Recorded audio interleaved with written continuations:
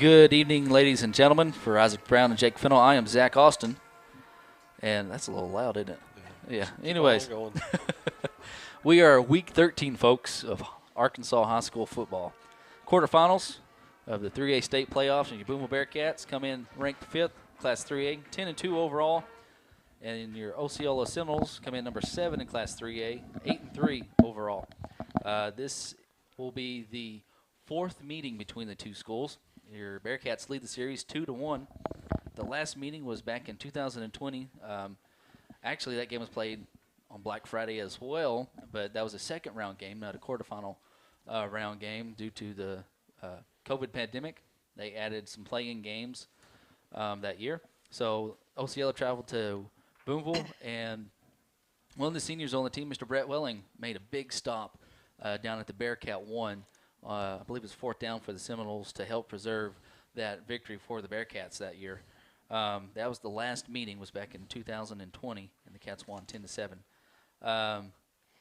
With that win, the Cats now moved that streak to 2. The first win come in 2018, the state championship game. The Cats won 35-0. There was sleeting and raining and snowing and a bunch of other stuff. I mean, it was cold, just a very cold game. This game here, it's a little chilly out tonight, guys. The wind's blowing, coming out of the northeast. Stadium runs north and south here, and little cold. But the very first meeting was back in 2008, and that was here. And yes, the Seminoles won 34-21, and that's probably the coldest game of all three of our career there. Yeah, that was a miserable night. It was raining, and water was frozen in the jugs on the sideline when we come out for the game, and miserable night. It's cold tonight, but nothing like that night. Right. So this Bearcats are from Conference 3A1, and the Seminoles are the 1 seed from the 3A2, and we are the 2 seed. We will be watching the Glen Rose and Melbourne game, as the winner of this game will play the winner of that game. If the Cats do win, we will be on the road. Both of those two teams are 1 seeds. If Fordyce would have happened to win last week and played this week, then possibly could have been a chance of Bearcats being at home. But since both Melbourne and Glen Rose are 1 seeds, if the Cats do win tonight, we'll be on the road next week. Some other interesting games in the state. Charleston is hosting Newport, and then Prescott and Rosin are playing. That'd be a big game. We'll keep an eye on that as well. They're on the other side of the bracket. Give you some notes and some stats real quick. With the win last week, guys, the Booneville Bearcats won its 76th playoff game in school history, and also the 760th game in program history. So Bearcats got a lot of tradition going on. This is the third time these two teams have met in 5 years. And a couple of guys to watch out for the Seminoles is going to be their quarterback, number 6. Let me make sure I get the right stats here. That's going to be Torrin Bell. He's 100 of 173 passing for 1,677 yards, 23 touchdowns, and 5 interceptions on the year. A couple guys to watch out for on the ground game for him. It's going to be number 9, Young. He's got 467 yards on 90 carries. Oh, okay. And number 15, he's a sophomore for him. He's kind of a bigger-bodied back, and he's got some speed to him, too. A couple guys to watch out for in the backfield. They'll run the spread offense, but they also do like to run. They'll bunch it up real close as far as lineman stances go. You know, you got your 2-3 gaps or 1 foot gap between your linemen. Some of the film I've watched, I mean, the linemen literally are touching feet. So you don't see that just a whole lot. They'll go for 2-point conversions.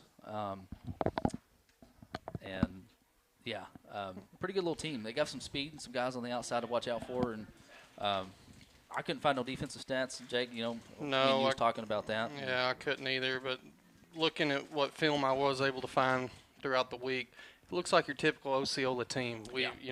This is our 4th matchup that we've experienced here, and it looks like that typical team. They're quick, they're athletic, they're a playmaker or a big play waiting to happen, I guess I should say. And They'll look to strike early here. And you talked about the rushing ones, and of course we talked about Bell with his arm with the 1,677 yards in through the air, but he's also added 188 on the ground.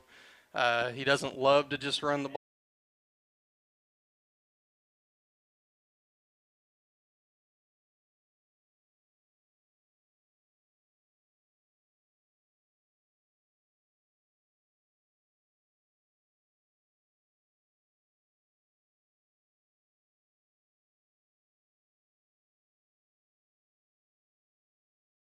All right, folks, we're back here, Osceola Stadium here, and but yeah, I will say one of the guys to watch out for on defense, number 7.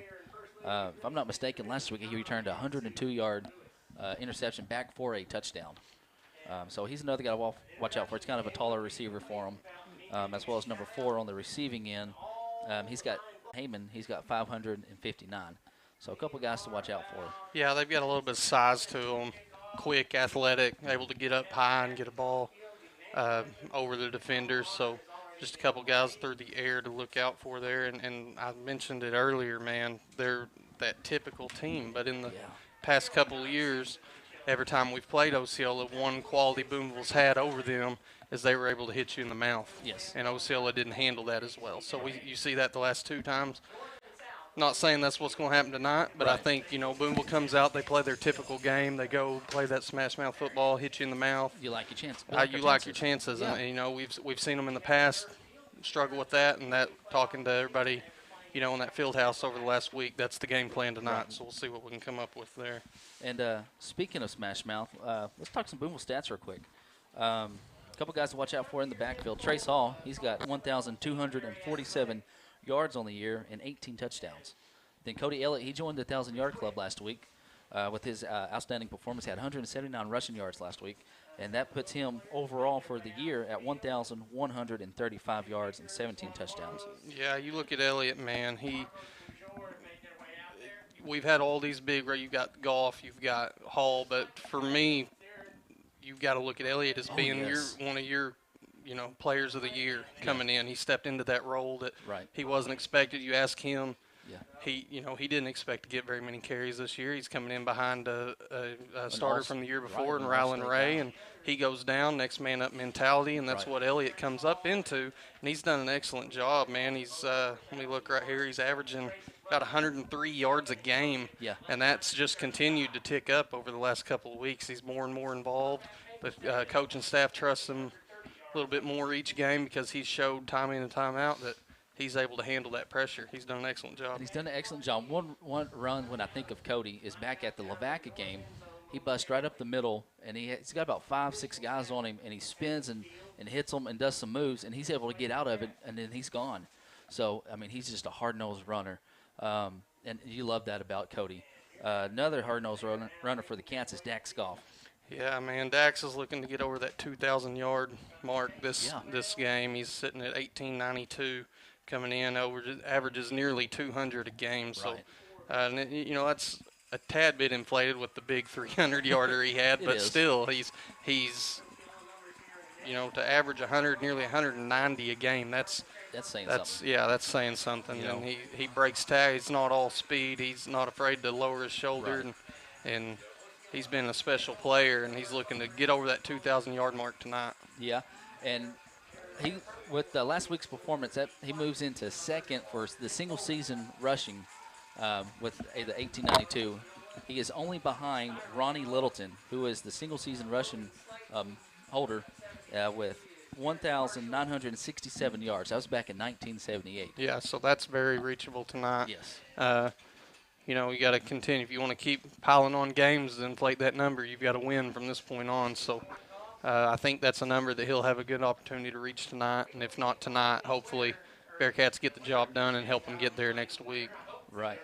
We got some captains out here for your Booneville Bearcats and the Osceola Seminoles. For the Seminoles first, we'll go here. Number 9, that's going to be Skylar Young. Believe number 72, I believe. Terrence Marshall, I believe that's number 3 for the Seminoles, is Logan Slayton. And number 6, the quarterback, Torrin Bell. For your Booneville Bearcats, number 56 is Mr. Clayton Wingfield, and number 64 is Mr. Chase Plymell. I wasn't paying attention. Did we win we were receiving? So we're going to be receiving the ball, defending the south end zone, which would be to our right, to your right on the screen. We'll say, do want to give a shout out to Mr. Clayton Wingfield, and definitely going to be praying for him and his family. Ones that don't know, his dad passed away this past week. So yeah, Ken, he lived in Alma. Yeah. Clayton actually moved in with his mother here last year, middle of the year, and Clayton's a good kid, man. He came in, he works hard, he does what you ask him to do. I coached him in baseball this past year, and it had been years since he had played baseball, and he would be the first to tell you he'd say, Coach, I'll play, but I'm not going to be very good. Yeah. But man, he came out every day and he worked hard, and by the end of the year he had really improved. So that kid means a lot to me. I really appreciate that effort, and be thinking about him and his family for the next few days as they go through a hard time. And we was talking about the rushing yards for your Booneville Bearcats. For the total for the year, we have rushed for 4,963 yards as a team. I mean, almost 5,000 yards as a team. That's saying a lot. You got to give credit to the guys up front, and to the coaching staff and the call plays. But, the guys up front make it possible. Lance Sims, he's your starting center. You have Mr. Brett Welling and Cameron Osborne. And then you have Mr. Matt O'Barr and Johnny Barnes on your offensive line. Then you have Mr. Dunn Daniel. He'll be in at tight end sometimes for your Cats. He'll slide out to receiver on certain formations. Mr. Wingfield and Mr. Plymell, they'll also go into tight end for different formations for them. A couple of guys to watch out for on the defense for the Cats, though. Dax Goff, he's your leading tackler on the year. He's got 78 tackles, I believe is what we got here for the year. And Mr. Dunn Daniel, correct me if I'm wrong, Jake, I think Dunn's back tonight. He's got 50 tackles. Yeah, Dunn's going to, I believe, give it a go tonight and see what he can do. A couple of weeks ago, he had his ankle rolled up on right toward the end of practice, and he was unfortunately not able to find his way on the field last week, but he did a lot of, rehabbing that thing and then doing what he had to do to get ready for tonight. So he's going to give it a go, see what he can do. You talk to him, he feels 110% now. I don't know what he actually feels, but he's a hard-working kid, and he's not going to tell you any different. Right. He's your second leading tackler on the team. And Damari Poole, he's got 49 tackles right there just behind Dunn. Jace Washburn, he's got 40 tackles on the year, and a couple guys to watch for on the defensive line. Chase Plymell, he's got 9.5 tackles for loss, 31 tackles, but he also has four sacks on the year. So that's another guy to watch out for on the defensive line for the Cats, as well as Mr. Brett Welling. He's got 18 tackles on the year. And Mr. David Hicks, these guys apply pressure. May not have a lot of stats, but they get to the ball. Right, yeah, they do the dirty work that doesn't get a lot of credit. A lot of times they're, rushing and protection on the other side of the ball. And Slayton there with the kick for the Seminoles. Dax Goff is going to pick it up, and he heads over here toward the Bearcat sideline. He's at the 40. Got the kicker right there. Throws a stiff arm on it, and he's going to be thrown down. Ought to have a flag right there at the end of it. Yeah, face mask right there. I don't see a flag. Yeah, I do. It's on the ground there. It come out late. So that's going to be an additional 15 tacked on, and that's pretty much, and that's exactly what you asked for right there. That's a perfect start to the game. You're going to move the ball up to, I'm not sure where. It's going to be inside that 40-yard line. Deep into Osceola territory here to start the first drive of the game for the Bearcats. So it looks like we're going to have two guys split out here for your Bearcats, Jace Washburn and Brooks Herrera over here on the left-hand side.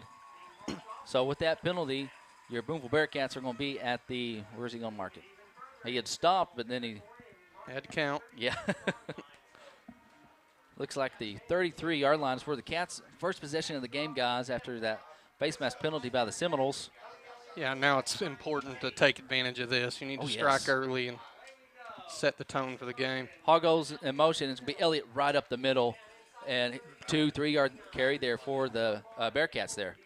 Yeah, not a lot doing up the middle. Elliott just able to kind of get those feet moving and push forward to pick up a couple yards. Looks like they're going to give him a gain of about 3. PT's going to be your quarterback. Dax Goff goes in motion. He's your left halfback. Trace the Jet Hall, he's your right halfback, number 7. Cody Elliott, he is your fullback, number 32. Your quarterback, Peyton P.T. Tatum, number 12, is your quarterback. Washburn splits out to the right, Herrera to the left.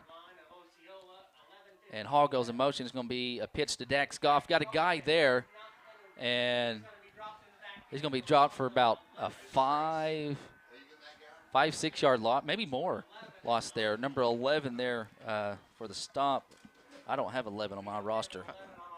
I don't have 11. Yeah, I do. Michael Cassidy. Got him on mine. It's Michael Cassidy, 6'2", 145 pounds. Looked like Osceola kind of had that play recognized early on. He's out there, catches that thing as soon as he pitches it out, and it's going to be knocked for a loss of about 5-6 yards. Going to bring up 3rd and 12. Goff goes in motion there, and it's going to be a handoff to Trace on the backhand side. And the Seminoles defense, guys, the last 2 plays have come up real big on the stop there. Yeah, they're playing with a little bit of intensity right here, and it's a great job by that defense coming in and making a couple of big plays. 3 good defensive stops right there. And now 4th down. Yeah, early on decision here for your Bearcats. We're kind of in that no man's land. We don't have the opportunity to kick a field goal here. It's a little short for the punt. And also, folks, the wind's blowing probably a good 15 miles an hour at least, I would think. Yeah. So into the face of the Cats. We'll see what they dial up here. Long 4th, I expect it to probably be in. There you go. And PT there on the keeper. He gets up over to the 30, but it'll be turnover on down there for you Booneville Bearcats, and defense is going to come out. And we'll see if we can get a big stop here as the Seminoles will have the first possession of the game for them. That's a good job by the Seminole defense, man, coming in and getting that stop. That would have been a big opportunity to just kind of get your head down and give up that possession with the big penalty and getting such good field position. But they don't break there and able to force the turnover on downs. Booneville defense will have to trot out here and look to do the same. Now the Seminoles, they'll run a shotgun formation here. They'll have one guy to either side. They'll send doubles out. They'll have 2 guys in the backfield with him. Number 15, Jacobs, he's sophomore run back for the Seminoles. And number 6, Bell is your quarterback. He is to the left of both of the running backs back there. Young is going to be back there. And it's ball's on the ground. Bad snap is going to be finally no. And he's going to run back, and he is going to be tackled down at the 2-yard line. That's a big play. Who finally got him back there? Damari Poole, I think, is back there. And Dunn Daniel, Johnny Barnes, and David Hicks. Brooks is back there. That's a big loss, guys. Yeah, that's rough. That ball never got up off the ground when it was snapped back, and instead of just falling on it, they looked to pick it up and try to get a little bit of something out of a bad situation, took their eye off of it, and it just kept getting a little bit worse all the way back to about the 2-yard line here. Now the Bearcats need to make sure they take advantage of this situation. Almost the same formation here for the Seminoles. Bell is going to be your quarterback. He is to the right of both the halfbacks this time. And he's just going to keep it over here on the right-hand side. And we got Hall here in front of him. Cuts back inside and runs into his own men. And kind of a lucky break there for the Cats. Yeah, he just ran out of room, man. And I don't know, that's a good little run. We talked earlier that he is able to run the ball. Doesn't do it a whole lot, but he did come into the game with nearly 200 yards on the season. So along the 28, so that's going to be another longer one of his career, of his season here. But still, Bearcats have a 3rd and 15 maybe? Coming up, and a big stop here will get you the ball back. 2 receivers to either side. Bell's your quarterback. Looking to his left-hand side. Got some pressure here from the Cats. And high pass here into the wind, and incomplete. Good coverage there by Brooks. Intended for number 8. Got a flag coming in way late right here. Yeah, that's from the side judge. I'm wondering if he's going to give him. I don't know. I think they're going to call him for getting there just a little bit early, making contact. That is the call, interference. So unfortunate break right there for your Bearcats. I don't think he was going to be able to get to that ball. It was a high, wobbly, up in the wind. But it's still going to be 3rd down, be 3rd and about, 5-6 for the Seminoles. Ball's going to be on their own 35-yard line. 8:42 left to go here in the first quarter. first possession of the game for the Seminoles. Booneville Bearcats got the ball. If you're just joining us to start the game, they received the kickoff. Dax Goff returned it to the 50.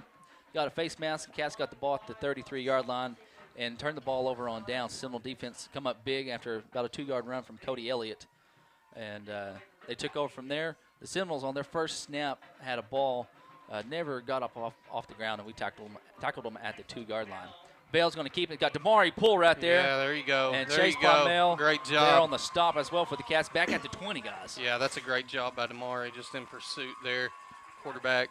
Looked like a little designed run with just maybe an option, pass run option, and just no good option right there. No. And he tries to turn back, and he's got Damari in his face, dropped for a huge loss right there. And it's going to be fourth down here. Looks like they're going to punt. Now, they do have the wind to their back. I'm watching the flags here down to our right.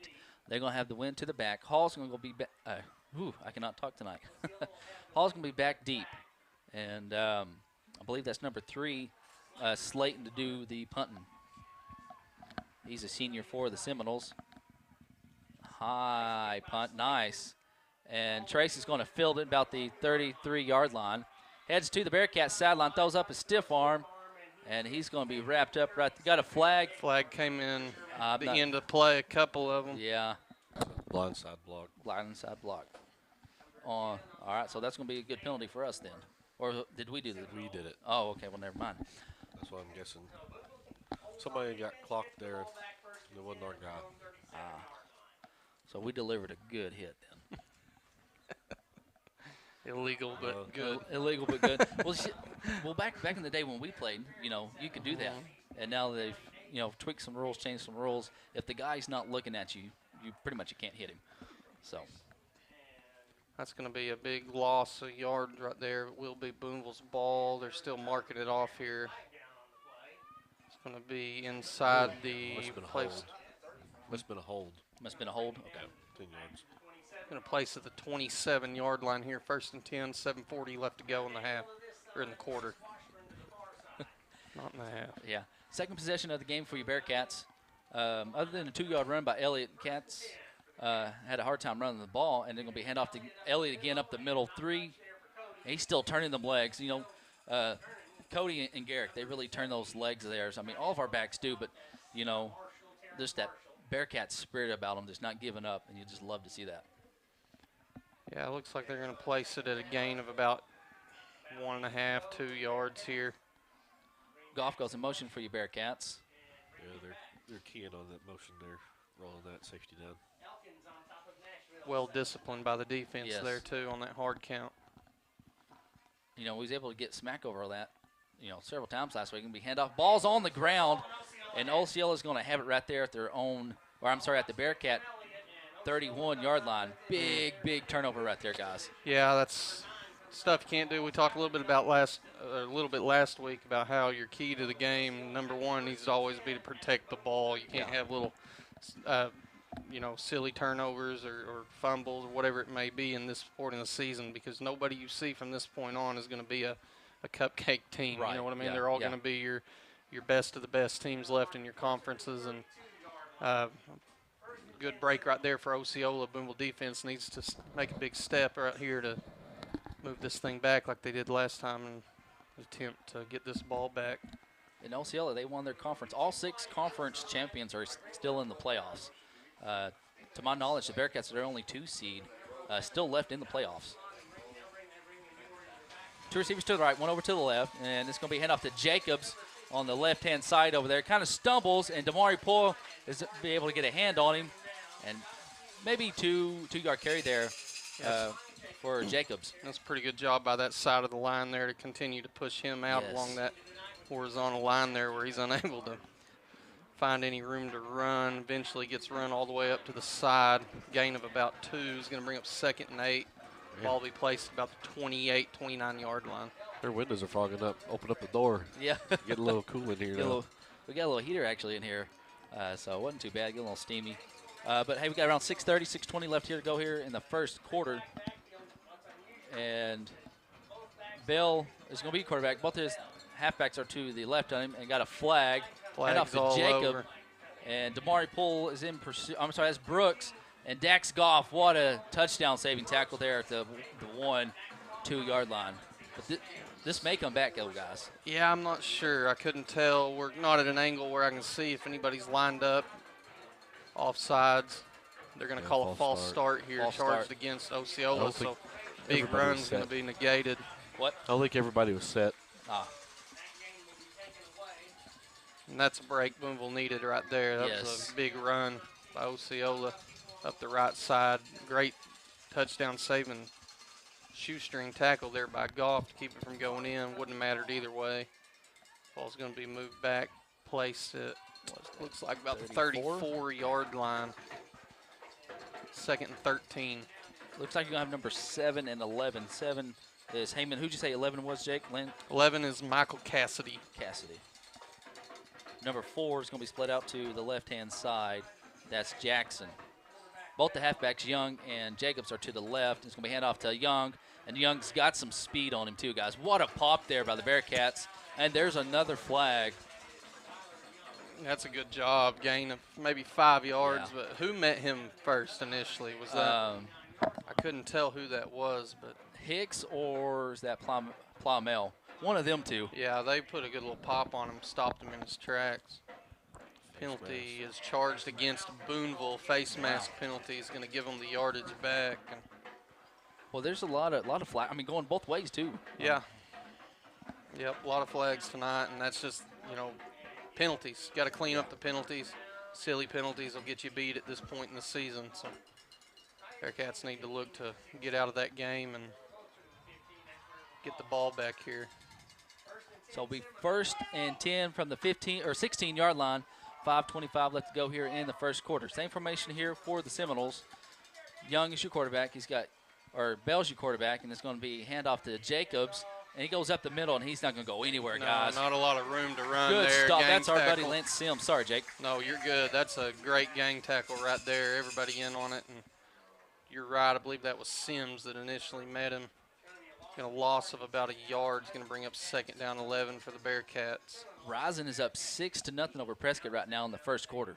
I think that's a game that pretty much universally they think Prescott's going to win. Everybody you look at, where you look, everybody you talk to, that'd be an upset. That would be a very big upset, and I wouldn't just bet all my money on the Wildcats from on the Curly Wolves.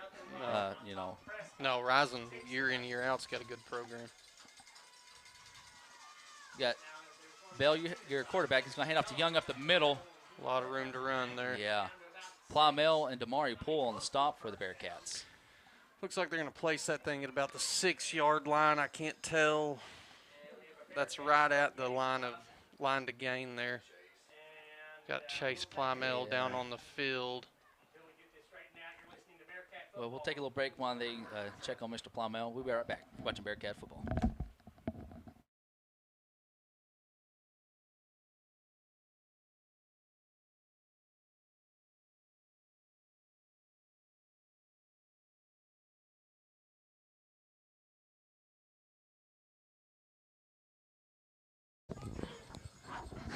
And we're back here at Seminole Stadium.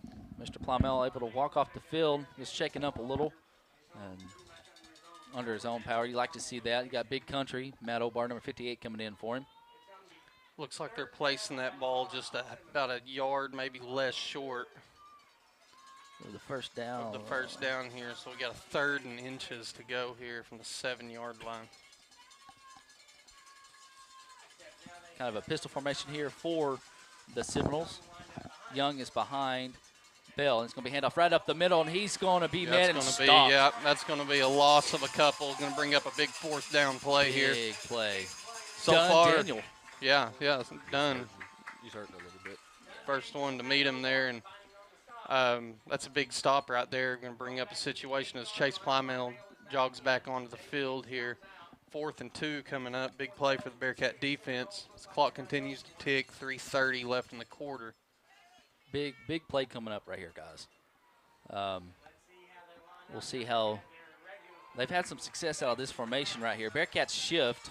Yeah, I believe they got him to jump. That's what we're looking for. Yes. I was just getting ready to say expect something from the Seminoles side, whether they, go on a hard count or whatever to look to get something, then maybe call a timeout. But now that's going to change things a little bit. Ball's going to be backed up 5 yards, 4th and 7 coming up. One big play right here coming up for the Bearcat defense to get a little momentum back. Got 3:15 left to go here in the first quarter. It's going to be 4th and 7. See if the Cats defense can come up big here. Bell's going to be your quarterback. Jacobs is to the right of him. Young is to the left. Bell is looking over here to his right. Got some pressure from Poole. And he is going to go see if they give him the touchdown. I believe they're going to mark him. And they're going to give it to him. Well, the side judge wasn't sure at first, and he pointed to the back judge kind of for confirmation, honestly. Yep. So they give him the touchdown. Seminoles strike first with 2:52 left to go here in the first quarter. It's 6-0. They do go for 2 points. I would watch for number 4 over there, Jackson. They'll throw kind of a fade to him back there against that back pylon. Yeah, I like that back corner fade. And this formation here, you'll probably have Jacobs or Young go in motion and come up under center and go up the middle is what they'll probably try on this formation here, or Bell. And it's just be a direct snap to Young, and he is in. So it makes it 8-0 with 2:52 left to go here in the first quarter. And I'll tell you what, we'll take a little break and be right back. You're watching Bearcat football.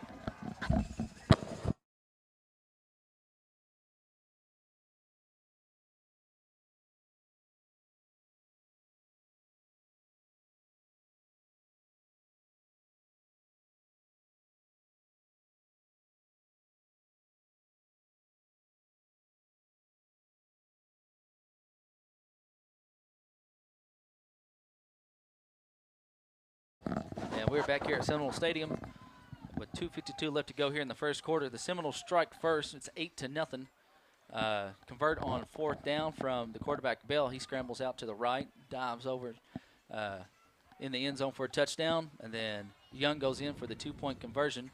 And the Seminoles defense has done pretty good, honestly, holding the Cats offense. Yeah, they had poor field position to start with that first drive, able to get a big stop, and then last possession able to get a turnover. Booneville needs to clean it up a little bit on the offensive side of the ball. Look to punch one in, tie this thing up. It's going to be picked up by Trace Hall, and he heads kind of towards the Bearcat sideline. He's up over to the 40, 45, down to the 50, and see where they mark him out of bounds at.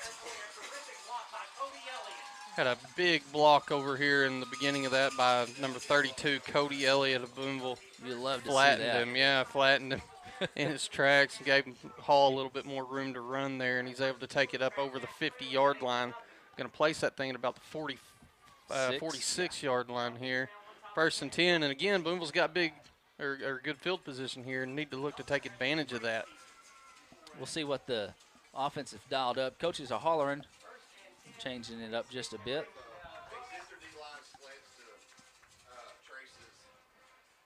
Looks like Dunn Daniels in that tight end on the right-hand side. Hall goes in motion, but hand off to Dak Scoff on the backhand side. There you go. And he's tripped up by somebody, but finally Young wrapped him up at the 40-yard line. About a 5-yard carry there. Yeah, that's a good carry by him, and he was just a little bit away from breaking that thing. He was. Got his leg tripped up a little bit there. I thought he was about to bust that thing all the way to the house. Either way, that's going to be a gain of about, 6-yard gain here. Yeah, about a Bring 6. Up 2nd and 4.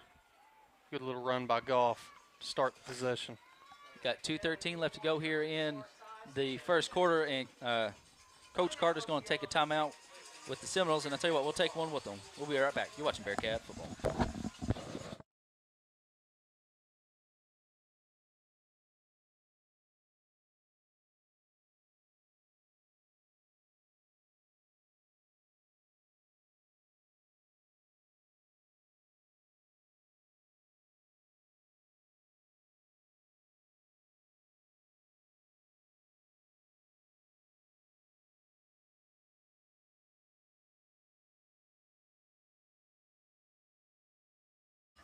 And we're back here at Seminole Stadium here in Osceola, Arkansas. Booneville Bearcats taking on the Seminoles.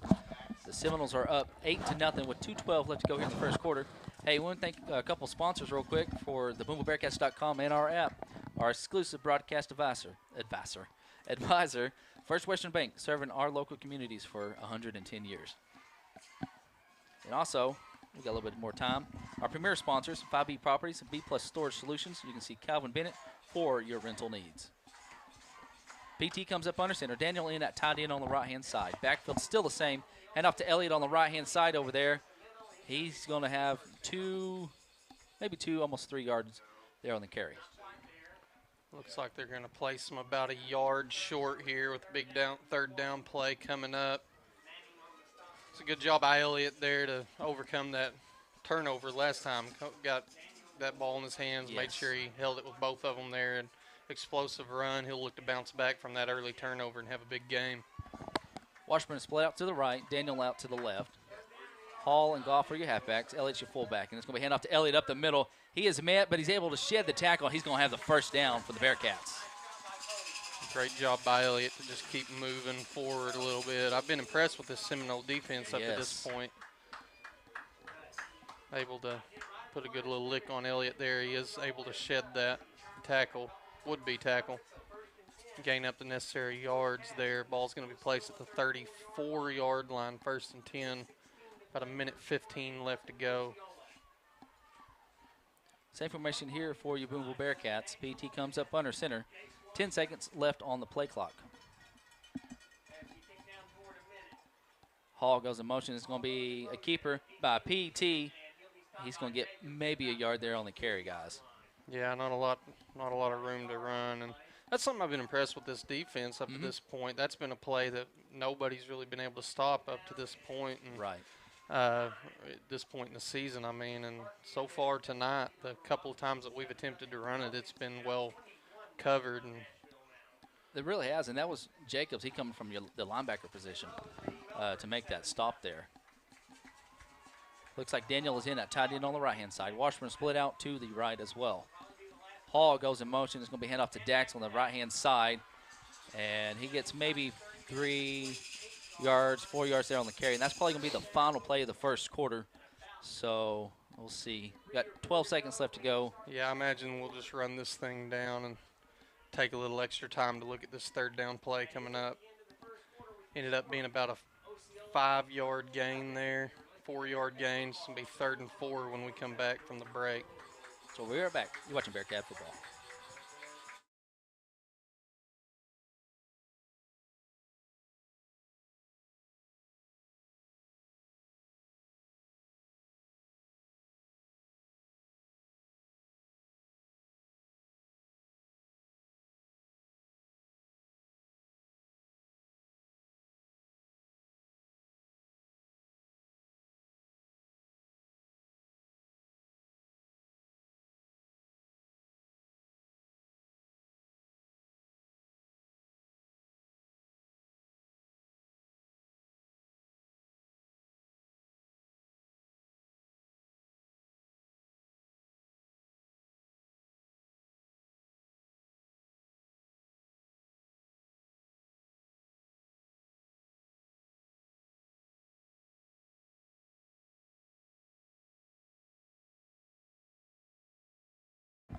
And we are back here at Seminole Stadium here in Osceola, Arkansas.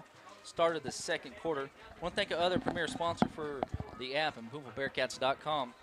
Community National Bank of Booneville. You can let Mr. Brett Cook and staff take care of your banking needs. Also, our other sponsors, Shelter Insurance and Agent Gerald Baker, S&W Home Center for all your hardware needs. The City of Booneville, a good hometown. Patriot Underground and Taylor Nieder. First Booneville, home of First Booneville students, First Booneville kids.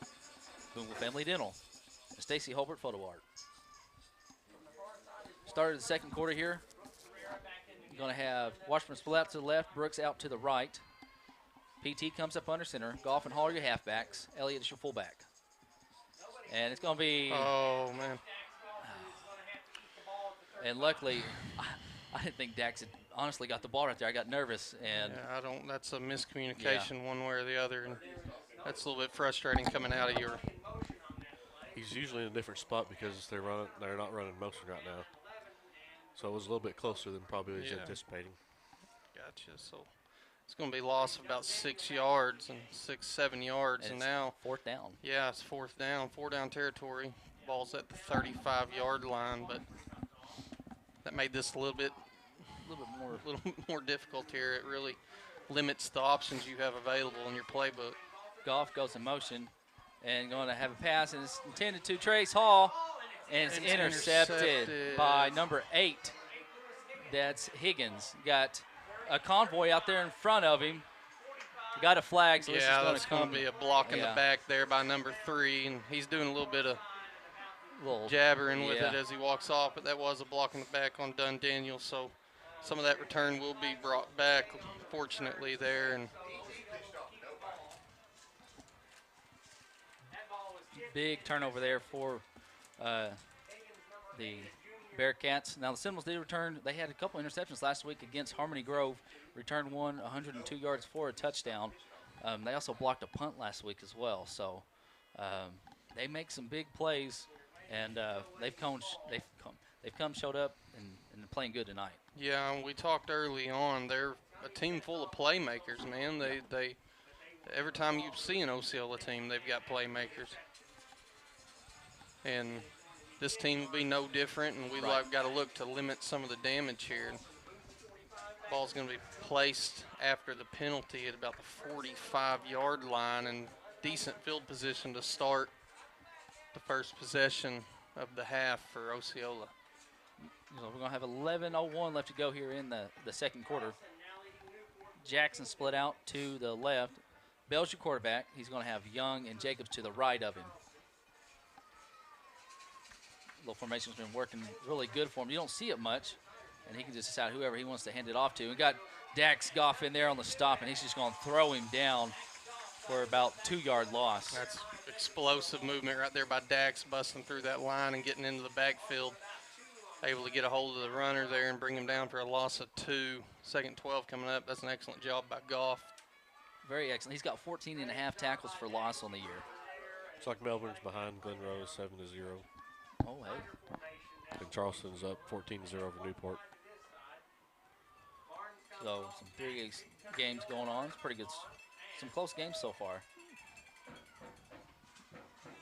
Got a man split out far to the right over there, and it's just going to be a handoff to, a quarterback keeper over here. And Mr. Brendan Dove there on the stop. Great job by Dove. And very good. Put a good little lick on the quarterback there as he falls out of bounds. Gain of maybe 3-4 yards there, but Dove made him earn every bit of it there. He did. It's going to make it about 3rd and 7 probably. That's how it's looking. About 3rd and 10. 3rd and 10. So we'll see what they're going to have cooked up. Jacobs is going to be out, so they're going to have 2 receivers. We're going to have 3 receivers over here to the left. Young is going to be the halfback beside Bell. Seminoles taking their time. 8 seconds on the play clock. I wouldn't be surprised to see a little receiver screen over here to the left. And that's just what they're going to do. You got some pressure. Bell is looking and throws it deep. And he's got a man, and he connects. Wide open. Wide open for the touchdown. Got a flag. Or did he just drop it? I guess he just dropped it. We do have a flag back here, too. So this is probably coming back. Yeah, and we've got some fans yelling it, and it is a good point, illegal man downfield as long as that play progressed. Yeah. Especially running the screen. Yeah, running the screen where you're big break there for the Cats. Yeah, it's a huge break to come through. We had multiple opportunities to get him in the backfield. Decent protection around the quarterback as he's scrambling back there, and he is able to connect for the long pass, but it looks like it will be coming back. Yep, that's what it's going to be. Illegal man downfield. That's a 15-yard penalty, Isaac? 10. I don't think it's 15. I think it's 10. I think it's a 10-yard. Yeah, having them jump that screen route.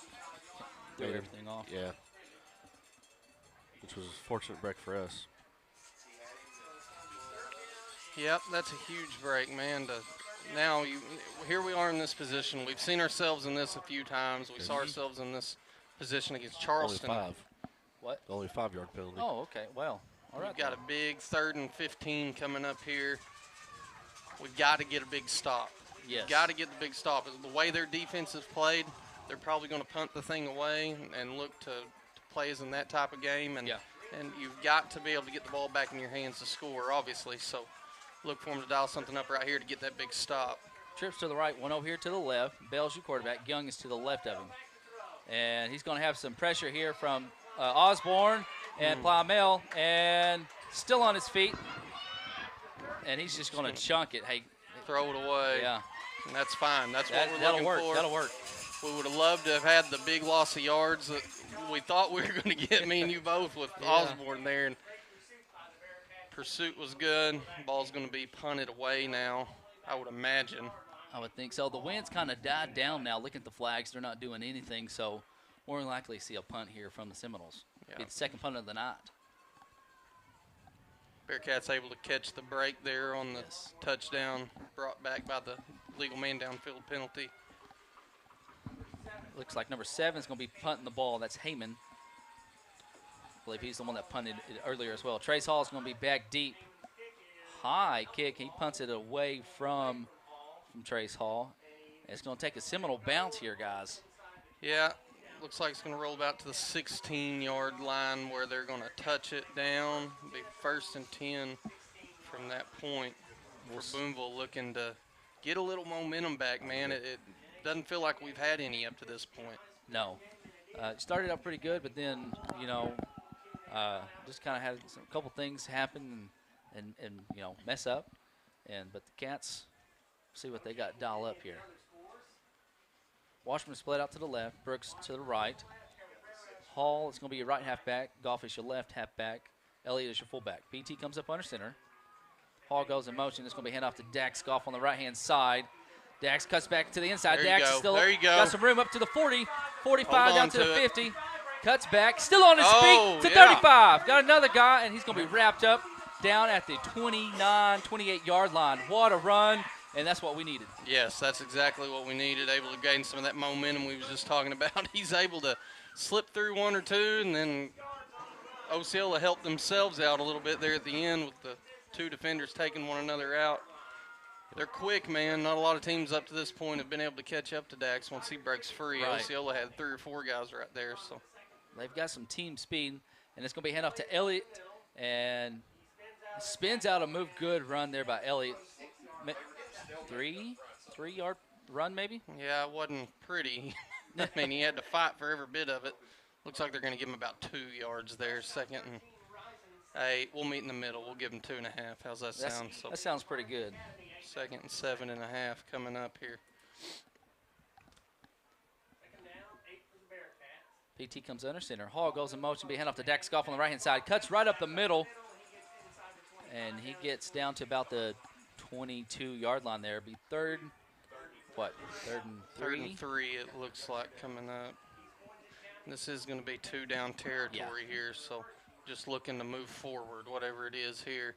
Can't do something like we've done in the past couple possessions of losing ground. We had the miscommunication last time that kind of shot herself in the foot there. Look to clean that up here.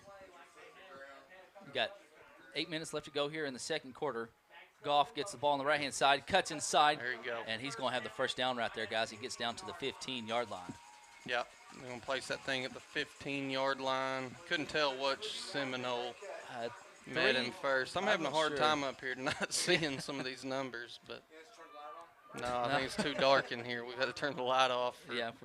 For the glare on the camera. Now, if you probably still going to have a little glare, just to give you a heads up. We do apologize about that, but we're going to give you the best we can. So we do thank you for watching. And Hall's going to go in motion on the left-hand side, and nothing doing there. Yeah. Looks like he maybe got back to the original line of scrimmage. Maybe and lost half a yard there. It's going to bring up 2nd and 10. That was Young on the tackle for the Seminoles. So the 2nd 10 from the 15-yard line. Is he linebacker, number 9? 9, yes. He's one of your middle linebackers for the Seminoles. Him and, I believe, Jacobs, your 2 halfbacks. And it's going to be, PT there on the keeper, and he gets maybe a loss of a yard, maybe 2. And we're here in this 4-down territory, most likely here. Yeah. I don't envision us kicking a field goal, having up to this point in the season. Either way, we've got to do something here to get at least half of this yardage and cut into that and give ourselves an opportunity on a big 4th down play. 3rd and 11 coming up. 6:25 left to go here. Dax goes in motion, and he's going to have the pitch. It's going to be a pass, and it's going to be a touchdown. Bearcats. Little trickery right there. Yeah. Finds Brooks Herrera with nobody around. Done. 16-yard pass, and that's going to be, hey, second passing touchdown of the year, and they're both been by Dax. Yeah, that's a great job. That's a good point. I was looking at that earlier. Dax had, at this point in the season, he was up to one completion on one attempt for 7 yards and a touchdown. Was that at Hackett that he did that? That was Hackett, yeah. At Hackett. And able to add to his total tonight with a little 16-yard pass to Herrera for the touchdown. And looks like the Cats are going to go for 2 here. 8-6 is the score right now. 2-point conversion here. And it's going to be head up to Dax Goff, and Dax is in. Give it to him. He's in. All right. 8-8 with 6:17 left to go here until halftime. Tell you what, folks, we'll take a little break and be right back. You're watching Bearcat football.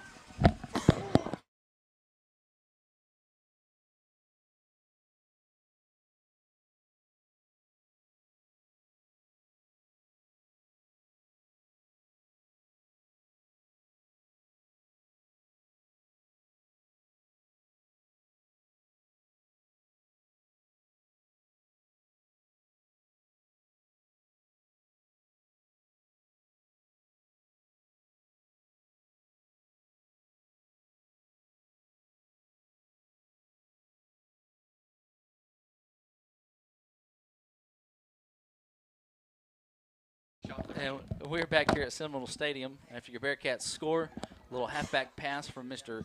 Dax Goff to Brooks Herrera, who was wide open and just walks into the end zone 16 yards out. That was a little faked out there, so I didn't get it on camera. Just trust us, guys. Mr. Kinney thinks he's got it for the football team. So back deep for the Seminoles. Let's see. That's going to be I can't see their numbers, guys. Number 4, Jackson, high kick, and filled it at the 25-yard line. I believe that's Young. Yeah, he's able to slip through, and they're going to have pretty good field position here. They're nearly to the midfield mark. Ball's going to be placed, looks like 48-yard line here. A good start, and I'm sorry, that was Higgins, number 8, on the return there for the Seminoles. And Marcos is coming off the field. Hey, Marcos just last week became the 7th Bearcat to kick 50 extra points in a season with the 4 he made last week at Smackover. It'll be hard to get opportunities to kick extra points tonight with Seminoles always choosing or electing to go for the 2-point conversion there. So right. Look for that total to probably stay around where it is tonight and hopefully get to add on to it next week with a win. Shotgun formation here as Higgins goes in motion. It's going to be just a handoff to Bell. A little stutter step, kind of a delay play, I guess you could say. That's a pretty good run by him. I didn't think he had a lot of room to work. He was able to find a crease and shoot through for a gain of about 8 yards. 2nd 2 coming up. Ball is across midfield now at the 44, 45-yard line. Hicks on the stop there for you, Booneville Bearcats. And you have, guys, if you've noticed, the Seminoles, they've abandoned that 2 halfback look right now and going to the, 2 receivers, trips to either side, kind of spread the field out just a little bit more. So going to have trips to the right. Bell's going to be your quarterback. Young is to the right of him. Going to have a false start over here on this side. Oh, don't do that now. Done. Don't. Dove. Dove. Yeah, don't. You're going, no. All right, that is going to be a false start penalty. Going to back it up to 5. That good first down play, part of that is negated at this point. It's going to be 2nd and 7. Ball at the 49-yard line. Yeah.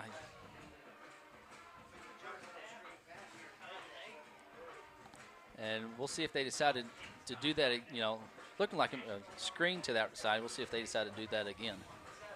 Got a guy going in motion. High snap, and it's going to be hand off to Young. And Plymell almost had him back there, guys. Yeah, he did, and it's one that he's going to wish he had back right there. We had multiple times there for minimal gain, if any, and now they're able to shoot through. Pick up looked like about 4, maybe 5 yards. Yeah, 3rd and 1 coming up, and they bring Jacobs back in and we'll do that 2 halfback set there that they've had some success with. We'll see what they've got cooked up. Bell's going to be your quarterback. He's going to have Jacobs to the right, Young to the left of him. And honestly, I wouldn't be surprised to see a QB keeper here. And it's going to be hand off to Jacobs, and we initially had him, guys. Oh, ball's out. Ball is out. Ball is out. What? I think it was out. I think it was out. I think so. And nobody realized Bearcats recovered. Brooks Herrera, the senior. There you go. I think that ball come out. We seen it up here, but I couldn't find the ball. Once it was stripped, I thought I might have made that up. And that's what the Bearcat defense needed right there, guys, to get a little more. We get the big score on our end. Defense does their job. Yes. We go down, march down the field right here and put another 8, and all of a sudden it's going to be a different feel to this ball game. You had Brooks and Mr. David Hicks there for recovering in the area. Dunn's going to be your tight end on the right. Washburn split out to the left. Dax Goff is your left halfback. Trace the Jet Hall is your right halfback. Cody Elliott's your fullback, and PT is your quarterback. Sims is going to be your center. Your right guard is going to be number 55. That's Mr. Brett Welling. Cameron Osborne, number 70, is your right tackle. Your left guard is Big Country, number 58. That's Matt O'Bard. Johnny Barnes is your left tackle. Be hand off to Dax Goff on the right-hand side. Spin moved in a little shift arm. He's going to be that's a good job by run. Dax. That's a nice run. Great job just to get his momentum going and drag that defender with him. I believe it was 52 there. You got 52 on your roster, Jake? I don't have 52 on mine. Yeah, you want me to tell you who it is? Yeah. It's Peyton Scott. Is what Peyton Scott. I think so. It looks like we're going to have a timeout. I didn't see who called that. Did you, Isaac? We did. Okay, thank you, Kenny. So the Bearcats used their first timeout of the half with 4:01 left to go here in the first half. And it's 8-8. Take a little break and we'll be right back. Watch your Bearcat football.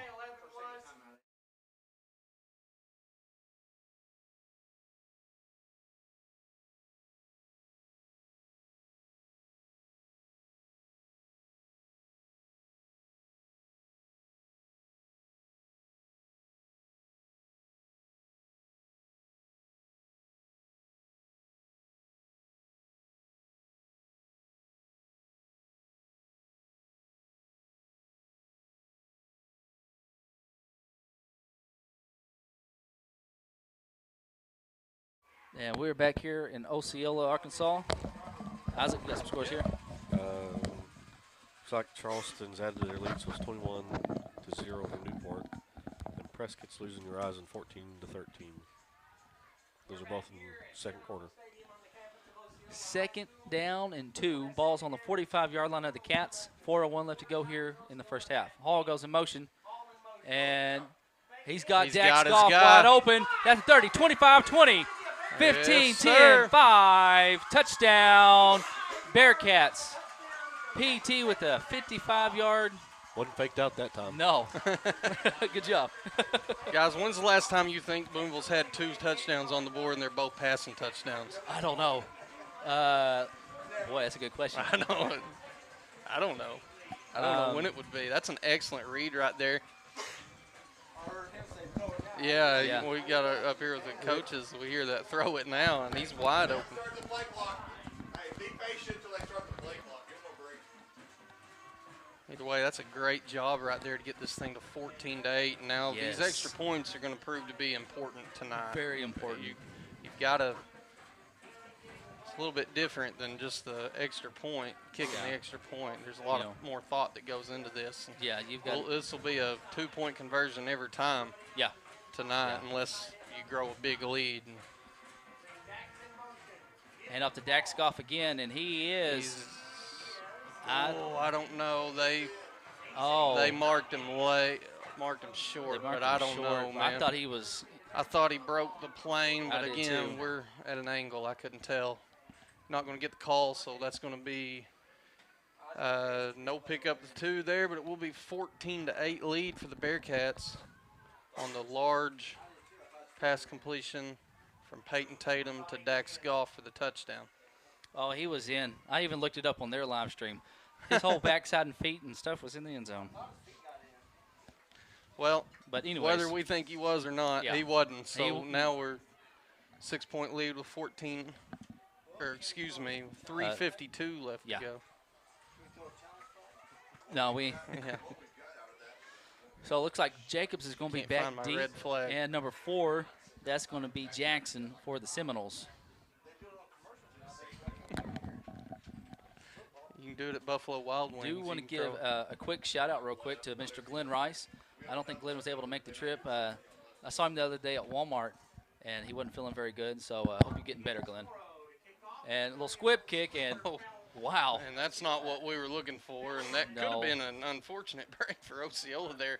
Yeah. Luckily, he was – I don't know if he knew he caught it, but he caught it, falls on it, and they're going to get good field position here. Ball's going to be placed at the 49-yard line. So that was Simmons, number 32, there on the recovery there. You got a score for the Melbourne game, Isaac? Glen Rose is up by 7 points, 14-7 over Melbourne. Second quarter as well. Second quarter. Again, that's the game we'll be watching. The winner of this game will play the winner of that game. Shotgun formation here for the Seminoles. Bell is going to be your quarterback, number 6. You got Young and Jacobs, 9 and 15, are the halfbacks to the left of him. 2 receivers over here to the left, 1 to the right.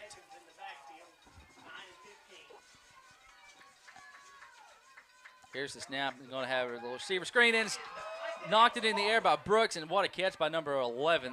He's got a lot of room to work. He does. Now. If we can get to the ball, he's just carrying that in one hand. Man, that's frustrating. Yeah, it is. Ball's deflected at the line of scrimmage. Pops up. That's number 11. Michael Cassidy is able to bring that thing down. He's a 6'2", 145-pound. I believe he's a junior for Osceola. What a play. I mean, good job by Brooks. Brooks was there. But that's one of the ones where you like to see batted down. Yeah. Big gain right there, man. That's unfortunate. It is. Ball's on the 18-yard line now, and that's what they needed to kind of give themselves some life. Bearcat defense and offense doing pretty good the last couple series, and it's just going to be handed off to Jacobs. And cuts back and still on his feet. Is the ball out or? No. Do have an injured Seminole. That's Jacobs, the runner there. He's shaking up. And I'll tell you what, we'll take a little break and be right back.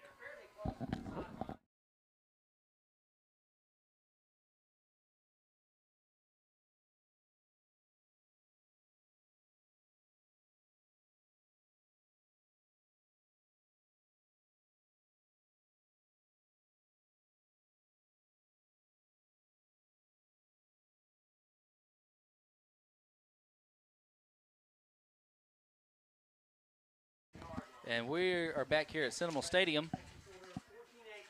And Seminole player, Jacob was able to come off the field. Glad to see that. I have trips over here to the left. Bell's going to be quarterback. 9, Young is your halfback to the left of him. Bearcats shift. And it's just going to be a handoff to Young right up the middle. And nowhere to go nice there. Nice job, Dax Goff. And who else was got a flag coming in late. And that's done on that play, too. Dunn on the stop. Dunn and Dax on the stop there for your Cats. Coming in that late, that's going to be I'm afraid that's going to be some kind of unsportsmanlike mouthing. We've got a lot of jawing and going on. that's the kind of stuff you can't do. You've got to play a clean game. I know, I get it. We all played sports. Right. We've all been in that situation. But you've got to play a smart, clean game when you get to this point. You cannot afford to give up penalty yardage over something to make sure you're getting the last word in. Yeah. And this may not be against us, but I'm telling you, for both teams, could offset, it could do whatever. 14 to 13. Penalty is against Booneville, and there is no offsetting foul against Osceola. And it is against the Cats, nothing against the Seminoles here. So it's going to bring up and so that's going to be a first and goal for them. Let's see where they put it. 5-yard line, 6-yard line. 2:25 left to go here in the second quarter. It's 14-8 Bearcats over the Seminoles. Bearcats with the Seminoles knocking on the door. Off the 6-yard line. And we'll see what the Seminoles have got going on here. Jackson is split out here to the left, the receiver. Got Jacobs and Young in at halfback to the right of Bell, your quarterback. Cassidy's going to be in at your H-back on the right-hand side. And it's just going to be a quarterback there, keeping it. over here on the left-hand side. Got Washburn over there in the area, and he's just going to go out of bounds. And just a yard gain there on the play, guys. Yeah, he did a lot of running right there, but just able to pick up the 1 yard gain. We'll take that as a win. A second goal from the 5 coming up. Minute 52 left to go in the half. Jackson's going to go over to the right-hand side, that receiver. And you've got some guys shifting over here. You got 22 in at tight end over here. It's kind of a heavy set, honestly, over here to the left is what they've got. And they'll just run over here to this side probably. And it's going to be a handoff to Young, and he's just going to walk right on in there to the end zone, guys. Makes it 14-14, pending the 2-point conversion here. And like you said earlier, Jake, your extra points, your 2-point conversions, it could be the difference in the game. Yeah, it could. I mean, every one of them is going to be just as important as the next. And now it looks like we need a big stop here to keep things kind of on our side. We'll see what the Seminoles decide to do here for the 2-point conversion. Again, it's not on the 2 points. They like to go to number 4 over here, kind of to the back corner. They'll just run it up the middle. They've got a couple different things cooked up that they like to do. And it's just going to be a handoff to Jacobs. And nope, he's good not able stop. to get it. Just upended there by Dove. And I don't, yeah. The Seminoles players is looking for it to be good, but yeah, we've got a lot of extracurricular stuff going on the field. Man, I'm telling you, I know, but we have got to get things controlled down there. You don't want to go into the fourth quarter in a tight game and have some sort of silly mistake like that. That has got to be cleaned up in a hurry. So, hey, 14-14, got a minute and 47 left to go here until halftime. Mr. George is here? Yeah. All right. But it is Mr. George. Love to see that. And you think the Seminoles go squib kick, onside kick here? No. Or you think they go deep? Might go deep. Defense has been playing good for them, so I don't know why you wouldn't, I guess. Yeah. The only thing going against them is two kickoffs up to this point, and it's been 2 large gains coming back, so they'll look to go. They're going to kick it to the right, I was saying. Do it a little bit different this time and try to find a little success. You got Elliott and Hall and Goff. Elliott and Goff are going to switch sides. We'll see if we can maybe return one here for a touchdown. Number 3 is going to be doing the kick, and that's Slayton. And it's going to go out of bounds. There you go. We'll take it. And we'll see. Should be good field position once again here for Bearcats. So. Are we going to make them kick it, or? He's looking like he wants to re-kick it. I think so. That's what he's wanting to do. So they'll back up. Or. And they're returning to the sideline. The offense is. I think they're going to make Osceola kick it again. We still got our return team out there. Yeah, and I understand the reasoning behind that. Like we were saying earlier, we've got some playmakers out there ready to receive this thing, and we've had 2 good returns up to this point. Why not make them do it one more time where you know you're going to have pretty good field position either way. Right. And give your playmakers an opportunity to make something happen. Because they'll be kicking off from the 30 now. Right. I believe. At 35, isn't it? Or well, they kick off from the 30. 40. They should be back more and more. Yeah, I think so. Typically, kick off from the 40.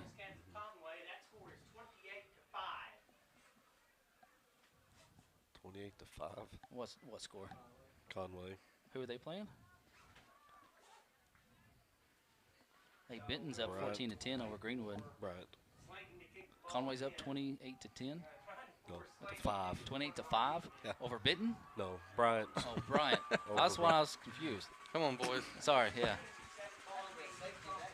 Yeah. Ball's going to be placed at the 35. The re-kick is on its way. And just kind of a high kick and takes a high bounce. Dax is going to pick it up at the 30, cuts back inside, and he's going to be tackled about the 38, 39 yard line. And we've got some, anyways, Bearcats going to take over. 1:42 left to go here until halftime. 14-14 is your score here. 14 to nothing, the Owls. And Chuck just said McGee's up 14-0 over Harding Academy Wildcats. And that's in the second quarter. 2A score, East Poinsett County's up 14-12 over Hazen. That's kind of a little surprising. EPC's been, pretty good this year, but Hazen's been kind of blowing everybody out of the water. Booneville's going to look to have to score quick here. 1:42 left to go in the half. Yeah, they almost didn't see Brooks. It's going to be a handoff to Dax, and gets up to about the 43-yard line. So, what, 6-yard run there? Yeah, we're going to have to look to move quick here. We got to get up to the line and get ready to run the next play. Clock's going to continue to tick under 1:20. Goff goes in motion, and it's going to be a pitch to Dax on the right-hand side. Dax cuts back. And no gain on the play. No gain maybe at all, if a yard. Yeah, it looks like they're going Maybe to two. give him a couple there. It's going to be third and 4. third and 4 coming up. It'll be a big third down play here for your Bearcats. Got a minute left to go here until halftime. The Seminoles do get the ball to start the second half, so Right. Cats need to get in the end zone on this drive. Yeah, and if anything, you got to look to no mistake here. You can't lead to anything like a pick six or something like that. You got to be Right. smart with the ball, good decisions. It looks like we're going to do that and choose to just let this thing tick. We'll take a timeout with 32 seconds now. 32.8 seconds left until halftime. Score's tied, 14-14. We'll take a little break and be right back. You're watching Bearcat football.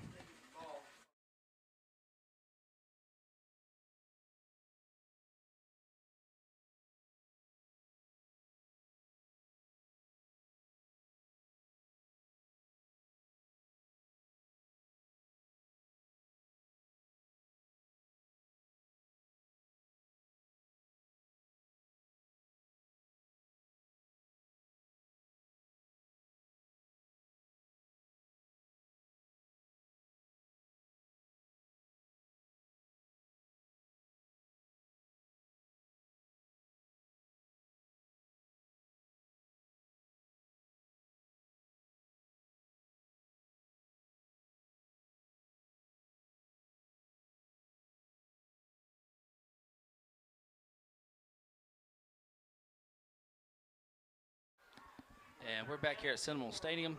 Big third down here, 4 to go. Hand off to Cody Elliott. Cody still on his feet. Ball out. He's down. His He's knee down. was down, and that's what the officials side judge is saying. Yeah, and it was well down. Yeah.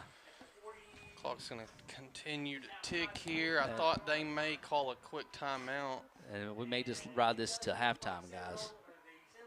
to try to get the ball back here, but it looks like they're not gonna. They're just gonna let it tick. That's gonna bring us to the half. So your halftime score is going to be your Booneville Bearcats 14, Osceola Seminoles 14. We'll take a little break and be right back. I've been told that the band is not marching. Kind of hard to get down onto the field, honestly. You got to go down, out, and kind of around the fence. So Bearcat Marching Band is not going to perform, so we'll take a little break. We'll come back. We'll give you some stats. You're watching Bearcat football.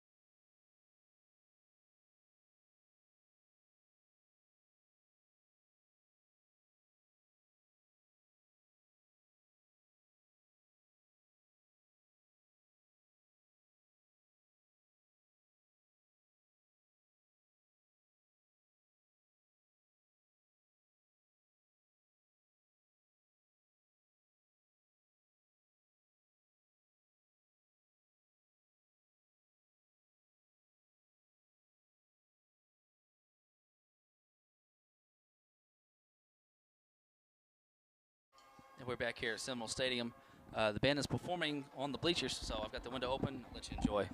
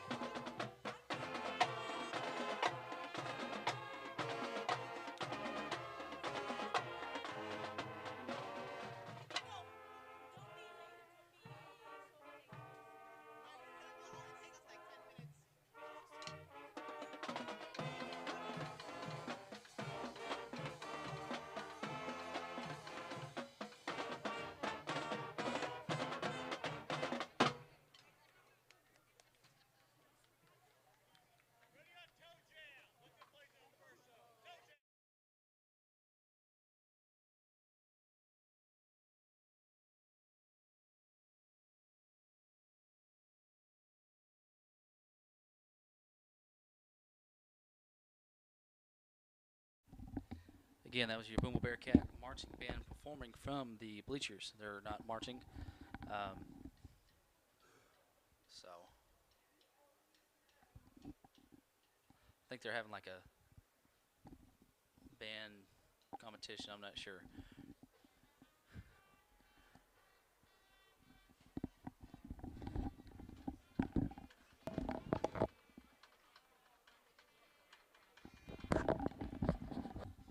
We're going to take a little break because you can't really hear it from over here. But you're watching Bearcat football. Take a little break and be right back.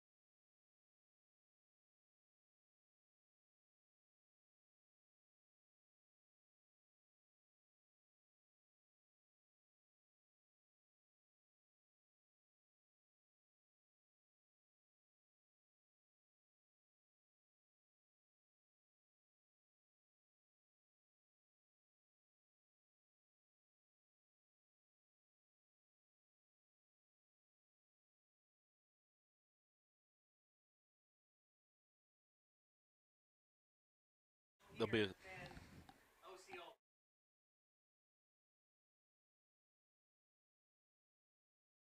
And we are back here at Seminole Stadium here in Osceola, Arkansas. Your halftime score, the Seminoles and Bearcats are tied 14-14. Isaac, he was looking at other scores from across the 3A. Every game is tied. Is that what you said? well. I mean, there's only 4 games. 2 of them are tied 14-14, which is our game in Melbourne, Glen Rose, and then Prescott's actually losing to Horizon 14-13. Only difference is Newport and Charleston. Charleston just scored another time, so it's 42-0. So they'll start the mercy rule there, and they'll play the winner of Rosin and Prescott, and will travel to the winner of that game. Yep. We'll give you folks some stats real quick. Make sure I get on the right thing here. So your Booneville Bearcats have 172 yards on 25 plays, while the Seminoles have 78 yards on 20 plays. We have 22 carries for 101 yards on the ground. They have 18 carries for 45 yards on the ground. And yes, folks, the Booneville Bearcats have 71 yards passing. The Seminoles have 33 yards passing. Bearcats are 3 of 6 on third down for 50%. The Seminoles are 0 for 6 on third, but they are 50% for fourth down for 1 and 2, and the Cats are as well. Some individual stats. We'll start with the Seminoles. Torrin Bell, the quarterback, he's 1 of 2 passing for 33 yards. And Skylar Young, number 9, is the leading rusher with 40, followed by the quarterback Bell with 33. Cassidy, number 11, has the lone catch for the Seminoles. And Young, number 9, him and Jacobs are the leading tackler. They play middle linebacker for the Seminoles. They have 5 each. Yeah, he's been shooting the gap quite a bit, getting in the backfield, disrupting it. They've been, honestly, guys, doing a good job. Isaac, you were saying, reading the motion man. So they've got stuff keyed up. Yeah, rolling down the safety, and it looked like the backside linebacker is blitzing the A-gap. So they're trying to disrupt a lot of what we do. So the Cats are going to have to, maybe do a little tweaking, dial some stuff up. Did see a halfback pass from Mr. Dax Goff, the second passing touchdown of the year. And now we have 3 passing touchdowns on the year as Mr. Peyton Tatum threw to Mr. Brooks Herrera for a touchdown. For your Booneville Bearcats, Tatum's 1 of 2 passing for 55 yards. He has a touchdown and an interception. Dax Goff 1 of 1 passing for 16 yards. Cody Elliott's got 16 yards. Dax Goff has 87 yards on 9 carries. And with those 87 yards, Dax Goff now has 1,979 rushing yards, and he is your new single-season rushing leader. He passed Mr. Ronnie Littleton, who had 1,967. So Dax Goff now has 2 records this year. The single-game rushing record with 307 yards, and then this one for single career rushing records. And hopefully he's not quite done yet. No, and we're going to need him to throw up several more if we're going to win this game. Yeah. It's been a little bit of it's not a typical game. You know what I mean?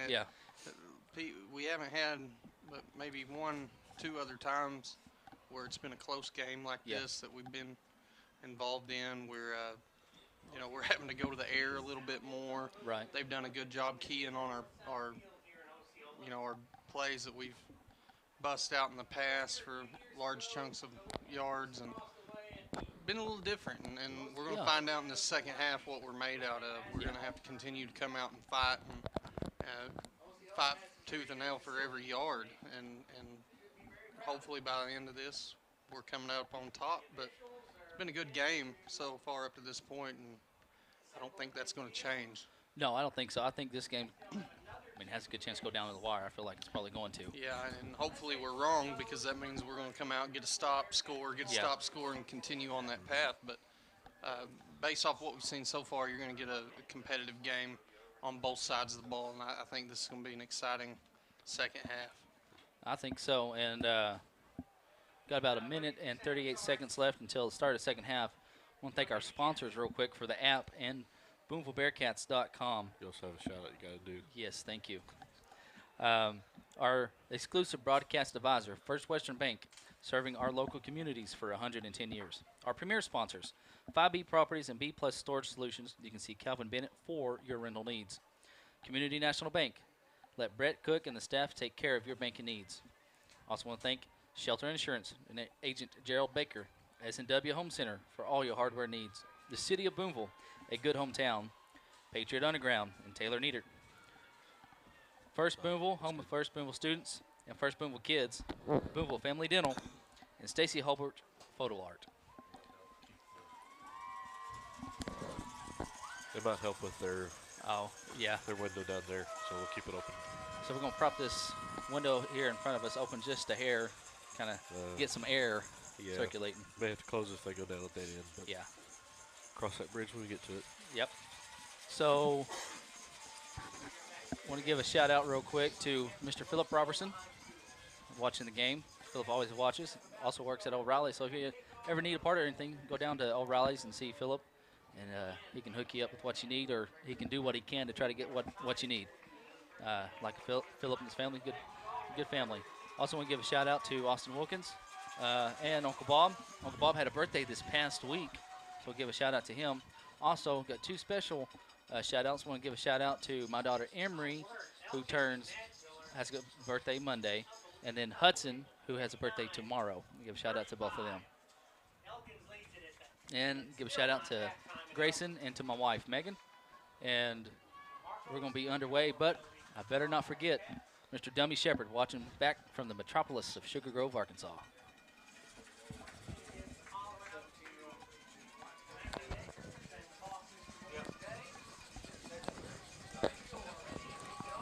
Back deep is going to be Jackson, number 4, and Jacobs, number 15.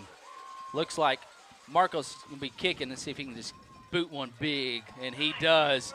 What a kick by Mujor, and he's going to go into the end zone, and it landed right at the 2 1-yard line right there. Yeah, it did. Took one little hop and bounced right in and sit. It's going to be a good starting position for the Bearcat defense right here, looking to get a big stop and gain some momentum. It seems like every time we get just a little bit, it's pulled back away from us. And you know, whether that's a dumb penalty or a bad luck,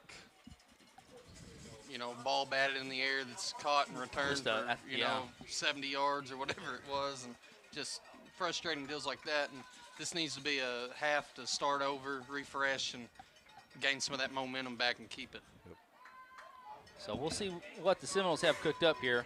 They've done a couple different formations. They've had a lot of success with this formation right here. You got Bell at quarterback. Young is to the right of him, and then Jacobs is to the left of him, of Young. You got Higgins going in motion. It's going to be a toss to him on the left-hand side. And you got Dax Goff. Good job. Tackle for loss. It's a good job. Mr. Goff. Sorry, that's a good job by Zach busting, or by Zach. Good Hey, job by you. Thank you. I appreciate that. With the play call, and also a good job by Dax Goff down on the field. Zach's doing his work up here, and Dax is doing it down there on the field. That's a good job busting through into the backfield and getting a big stop right there. 2nd 12 coming up. Thanks, Kenny. So you're going to have 2 receivers to the left over here, 1 to the right. Bell is motioning to number 7 over there to come in just a little. You got Jacobs to the left of Bell and Young to the right of him.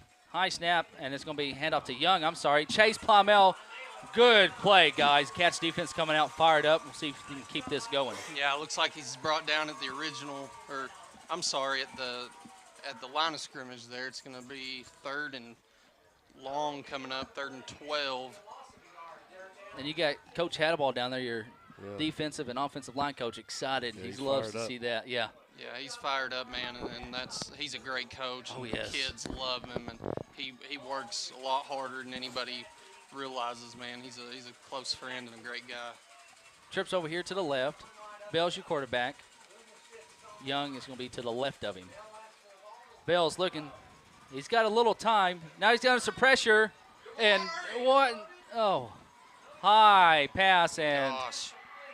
oh, he just about dropped it. We had a guy back there, and I don't know what in the world. I don't know.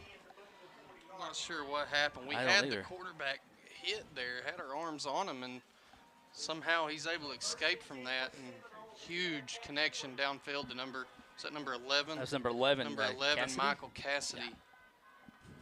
It'll be a new set of downs, 1st and 10 from the 40-yard line, from the Bearcat 40-yard line. And that's what you was talking about. We do good and then yeah, we get in get in these situations that we're one big stop away, and we're not able to take advantage of it. Hand off to Young out of the pistol formation. job. Good job. Johnny Barnes, Dunn Daniel, and David Hicks on the stop. Yeah, that's just a gain of about a yard there, yard and a half. It's going to bring up, excuse me, going to bring up 2nd and 8 from the 38-yard line. Cats looking to get a big stop and gain some of that momentum as we discussed earlier. Get something on the board here in the second half. We got 9:25 left to go here in the third. And guys, this so far feels like a very quick game. It has. This went quick and been a lot of deep balls and big busted plays. And it's been an exciting one. Trips to the right. Bell's your quarterback, and he has Young to the left of him. Now Young's going to be on the right. And Bell changes, and it's going to be a handoff there. And you got good job. That's the freshman, Hunter Warren. Yes, I thought that was Elliott for a minute. Sorry. That's Warren busting through, getting the play. And that play was a little messed up to begin with. It was couldn't quite get lined up in the right position. Nobody was able to get on the same page there, and it's a fortunate break for the Bearcats. The loss of 4 yards is going to bring up, again, 3rd and 12, one big stop away. You got Osborne coming in for Barnes. Trips to the right. Bell is your quarterback. Young to the left of him. Jackson is the lone receiver here on the bottom of your screen. Got some pressure. I don't know how you. Yeah, that's a hold on Palmel. And had 3 guys back there. Bell's still looking, and he's just going to toss it up. And what a play by Jace Washburn, the sophomore. Washburn fired up on the side. Yes. He's coming. He's just a half a step away from getting his hands on that and taking it the other direction. We had a hold in the backfield. It looked like. I don't know how that's not thrown, but it wasn't. Is it 3 yards downfield for a lineman? I think, 2 to 3. Yeah, it was about 5. Oh, well. So now we're in a situation, 4th and 12. They're going. They choose to go for it here and don't get it. No completion. It's going to be good field position. Looks like they are going to roll the dice here. And they do have the wind blowing at them probably 5-6 miles an hour. Or it's going to be a quick kick. Quick kick. Yeah. We'll take it. We'll take it. High kick there. That was 5 there on the punt. That's Tyler Bell, freshman. Yeah, ball's going to be down at the 18-yard line. That's a big stop by that Bearcat defense. Looking to, again, man, you're one big play away. You're one big play, getting that momentum back, getting the 2-point, getting one stop and turning it on them again. And it starts right now with this possession, 8:10 left to go in the half, or in the 3rd quarter, not in the half. And we'll see what the Cats offense has cooked up here. See what they are going to decide to do. Got Washburn coming over here to the right-hand side. Daniel's going to be your tight end on the right as well. Goff is your left halfback. Hall is your right halfback. And Elliott is your fullback. Seminoles changing some stuff up. Head off to Cody Elliott. Up to the 30. Great job, Elliott. Breaks another tackle. He carries the guy all the way down to about the 48-yard line. What a run by Cody. And that right here is where we got to get up and we got to get moving. We've got momentum. You've got Seminoles walking back to the huddle with their head down. Right now is where you've got to turn the power up, just go foot on the pedal, and go. Yeah. That's a great job by Elliott busting through, getting into that 2nd level. We'll see. We got 7:44 left to go here in the third. Game's all tied up. First possession of the second half for your Cats. Bearcat defense come up big for the first possession for the Seminoles. PT comes up under center. And it's just going to be a handoff to Elliott again. And, hey, we'll take that. We'll take that 4 all yards? day, man. That's a gain of 4, nearly 5 yards. Couldn't tell who the Seminole in on that was. It may have been number 11. That's Cassidy, right? Yeah. Coming. He was on the ground. Couldn't tell. Probably not with where he's lining up now, but. It looks like Daniel's going to be split out to the right over here with Washburn. Give a shout out to Mr. Barry Bradford and also David Tharp and their families. So he's not eligible. Done? Yeah, he's not. And it's going to be a handoff to Dak Scoff on the right-hand side. Ball's on the ground. Gets it. Picks it up. What a lucky bounce going. there. Yeah, that thing bounced right back up into his hands. And finally, break right there, man. That could have been disaster in a hurry. Ball took a Bearcat bounce right back up into his hands, and he's able to get a large chunk of yards right there. Looks like the ball is going to be placed at about the 37-yard line. New set of downs, first and 10. Dunn's going to be split out to the left now. Washburn out to the right. Hall's your right halfback. Elliott's your fullback. Goff is your left halfback. Tatum's your quarterback. 6:13 left to go here in the third. And Hall goes in motion. It's going to be a handoff to Elliott, and he gets maybe back to the line of scrimmage if that, guys. Yeah, just not a lot of room to work, man. And that's Elliott the last few weeks has just been able to run wild, do everything he wants. But as you continue to progress through the season, your teams are going to get more and more solid. And this Osceola front, they're solid. Solid group, and they've limited the Bearcat run game a little bit up to this point. Probably one of the most solid ones we've seen all year. Yeah, probably the most solid. And it's going to be, again, a handoff to Elliott on the left-hand side. He gets third. 3rd and 7 maybe coming up here. About 3 yards there on the carry. Maybe 3rd and 6. So it's a 2-down territory most likely, as long as you're moving forward a little bit at this point, and maybe even no matter what here. The Cats do have the wind to their back right now. Melbourne is up 21-14 over Glen Rose, Chuck says. Wow, and Rosin has scored another touchdown. It's 20-13 Rosin over Prescott.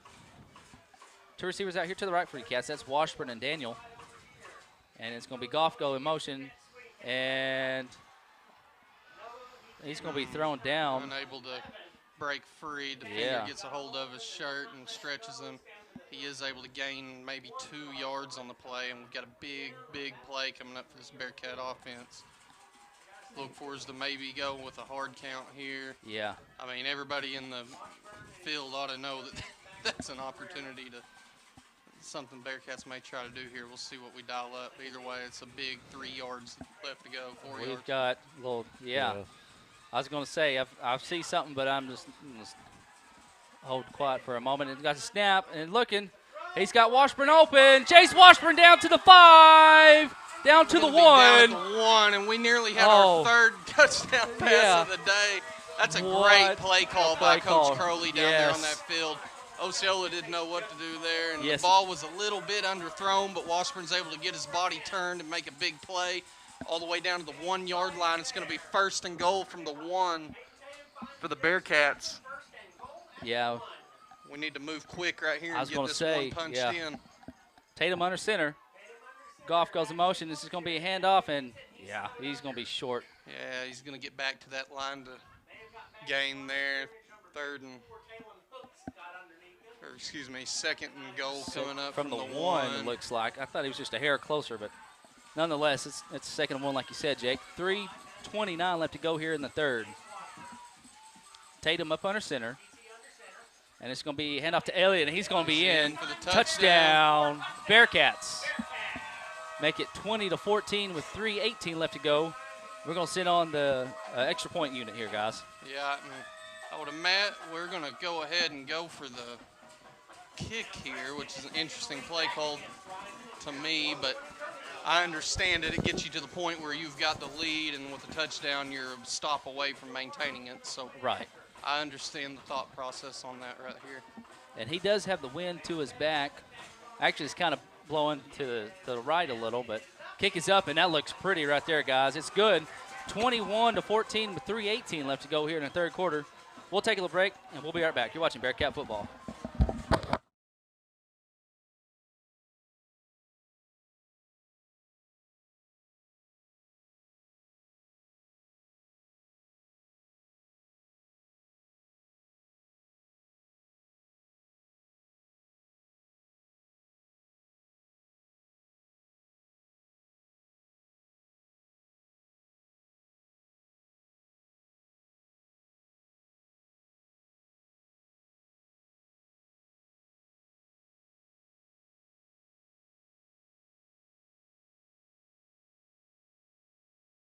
And we're back here at Seminole Stadium here in Osceola, Arkansas. The Booneville Bearcats have scored, gone up 21-14. Big series by the Cats defense, and an even bigger series by the offense, guys. Yeah, and that's capped off with the Elliott touchdown and the long completion to Jace Washburn. High kick, and it's going to be fielded. He touched it, and he's going to pick it up into the end zone. He touched it before the end zone, so that should be a live ball. Well, Either way, it's going to be their ball.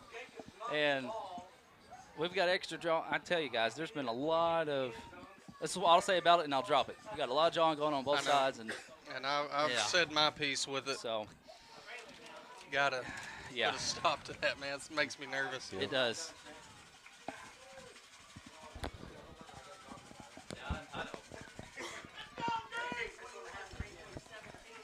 3:13 left to go here in the third.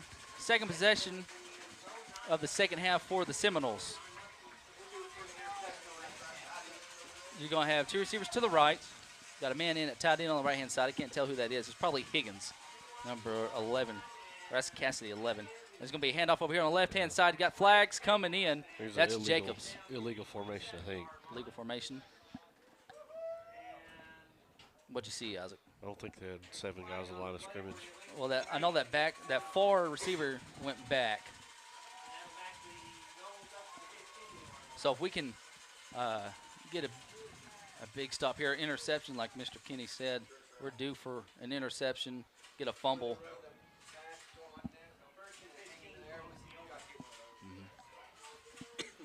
So we'll see. We're going to have two receivers to the right, one over here to the left.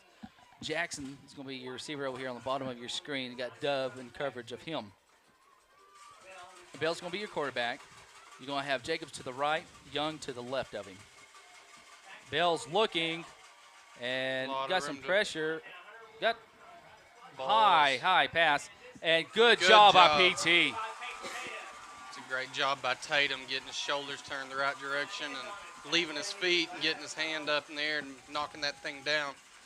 Second and 15 from the 15 coming up. Great possession. Or, excuse me, great play. Coverage, yeah. Great coverage there by our quarterback, Peyton Tatum. Looks like Osborne's coming into the game for Mr. Barnes. We'll see what they decide to do here as far as the Seminoles go. Two receivers to either side. Bell's going to be your quarterback. Young's your halfback. Got some pressure here. And I don't know how you don't call a holding call on that. And Bell's looking, still under pressure, and he's going to be just a step out of bounds right there, about the 24, 23-yard line. I mean, Hunter Warren's having to fix his whole left jersey. So, hey, third down. We'll see what we're going to. Yeah, 3rd and 7. 3rd and 7, right? Yeah. 3rd and 8. It looks like 3rd and 8, 3rd and 9 coming up. And it's a big play right here, man. Yes. I know I say that all the time. But we got a close game. But you know, you get in these 3rd and long situations, you've got to have the confidence and the knowledge to know that we get a big stop here and we've got an opportunity to bust this thing open. We do have a new quarterback in. Bell just went out. I didn't catch the number of who went in. I think that's the younger Bell. And incomplete. It's going to be 4th down. So we'll see if they decide to punt, do a little quick kick like they did last time, or are they going to go for it? Looks like she's coming on the punt. I don't see any way you can go for it here. I wouldn't mind for them to, honestly. I I'd wouldn't like either. to roll that dice and get that ball back right there, but smart decision here would be to punt this thing away, and that's a great job by the Bearcat defense.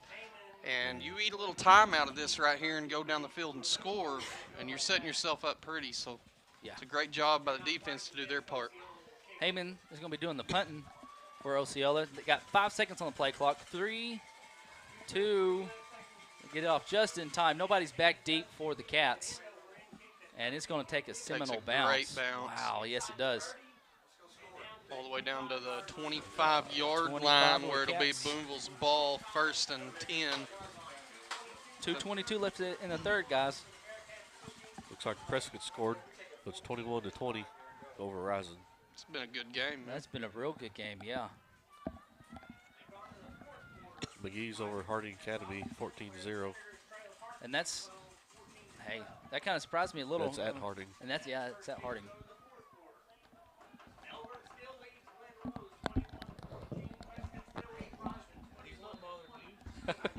We got a wasp up here in the press box. We've had a couple, actually. We've got 2 of them taken care of. We got another one crawling. Rehomed. Would you catch it and rehome it? Is that what you meant by taking care of it? I hope. Anyways, hand off to Dax Goff over Great here on the job, backhand Dax. Here we go, side. baby. Down to the 40. Big, and Hey, these big stiff. I thought he was maybe drugged down by his face mask right there, but that was a sweet. Yeah. sweet stiff Yes, arm it right there. was. Threw him into the ground. And he may have went down with him a little bit, but Yeah. that's a big pop, and he'll remember that one on the Yes, he defensive will. side of the ball. 2 minutes left to go here in the third. New set of downs here for the Cats. First down from the 40-yard line. Daniels to tight end on the right. Washburn to the left at receiver. Hand off to Cody Elliott. Little sidestep. Hey, maybe 2. Yeah, 2-3 yards. Yeah. That's kind of been Elliott's game up to this point Yeah. tonight, other than the one big one he bust out early, or what was that, toward the end of the half. Yeah. Other than that one, he hadn't had a lot of room to run, but he's doing what he does. He's turning them legs and picking up positive yardage, setting us up for a little success down the road. Hey, got a quick shout out real quick. Gary and Hunter and Jan Taylor are all watching. Give a shout out to them. Washburn split out to the left. Daniels tight end on the right. Hand off to Goff on the right hand side. Dax Nowhere to go. decides to cut back, but yeah, nowhere to go. That's going to be a loss of about a yard, maybe 2 right there. Going to bring up 3rd and 9, and this will probably not be 4-down territory unless we pick up the majority of it here. We may decide to roll the dice there. We will have to get at least one more play off in this half, or in this quarter before. Hey, guys, I'll tell you right after this. And Hall goes in motion. And let's see. Got 5 seconds left on the play clock. We're going to have to hurry. 3, 2, 1, We're going to and have to call the timeout. oh man, we could have got it off, but Cats do take a timeout. I don't think we quite realized how close we were Yeah, down I on don't the think field. so either. We got 30 seconds left in the third quarter. I got to looking because I was thinking on that last run. Dax has 116 yards on the ground for the game. He is now 2,006 yards on the year. Okay, so he's over that 2,000-yard mark. We got that out of the way. Now let's get this win. Yeah, got that taken care of. Let's get the W here. Right, so And we'll see. Isaac got any more score updates? Oh, same. Arkadelphia. So Glen Rose has scored, but they missed the extra point. So it's 21-20 Melbourne over Glen Rose. And Rivercrest, team got to do a walkthrough. We got to ride the bus today, so thank you for that. And thank you for everybody who pitched in for the football team and the band and everybody. Without y'all, that wouldn't have been possible. no, that was awesome to see the community come together so quick. Yes. To raise the funds for that. It's not a cheap deal. He's going to have 2 receivers to the left, got a flag. This is going to be probably against the Cats, I'm afraid. I mean, he threw it quick. Yep. Yeah. False start False against the start. Cats. It's going to back it up. That's not what you want coming out of No. a timeout that you had to use to prevent a 5-yard penalty. Play with what we got here. It's 3rd and 14, and I imagine we'll may have to go to the air here. And the important thing is to just be safe with the ball. Yeah. You're going to have Washburn and Elliott split out to the left, far to the left. Brooks over here to the right, bottom of your screen.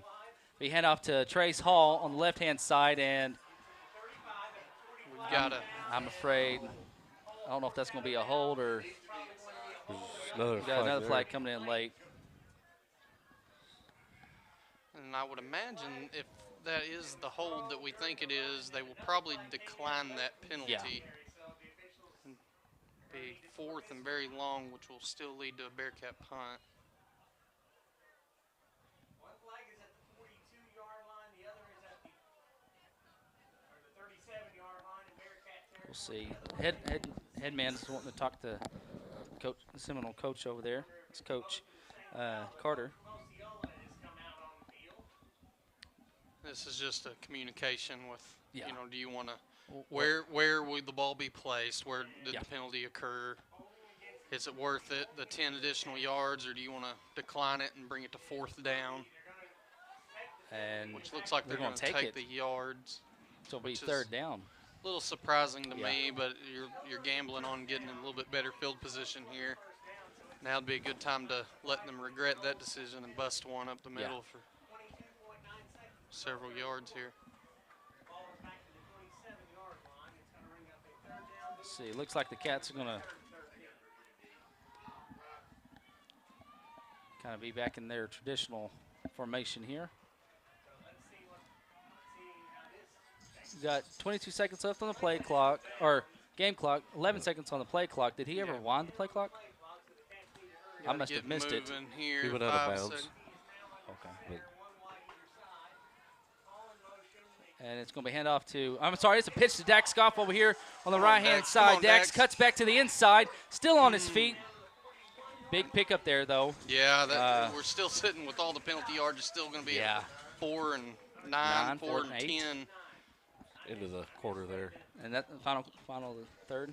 Yep. So at the end of 3, that's going to be your final play. So end of 3, your Booneville Bearcats are up 21-14 over the Osceola Seminoles. And we'll take a little break and be right back. You're watching Bearcat football.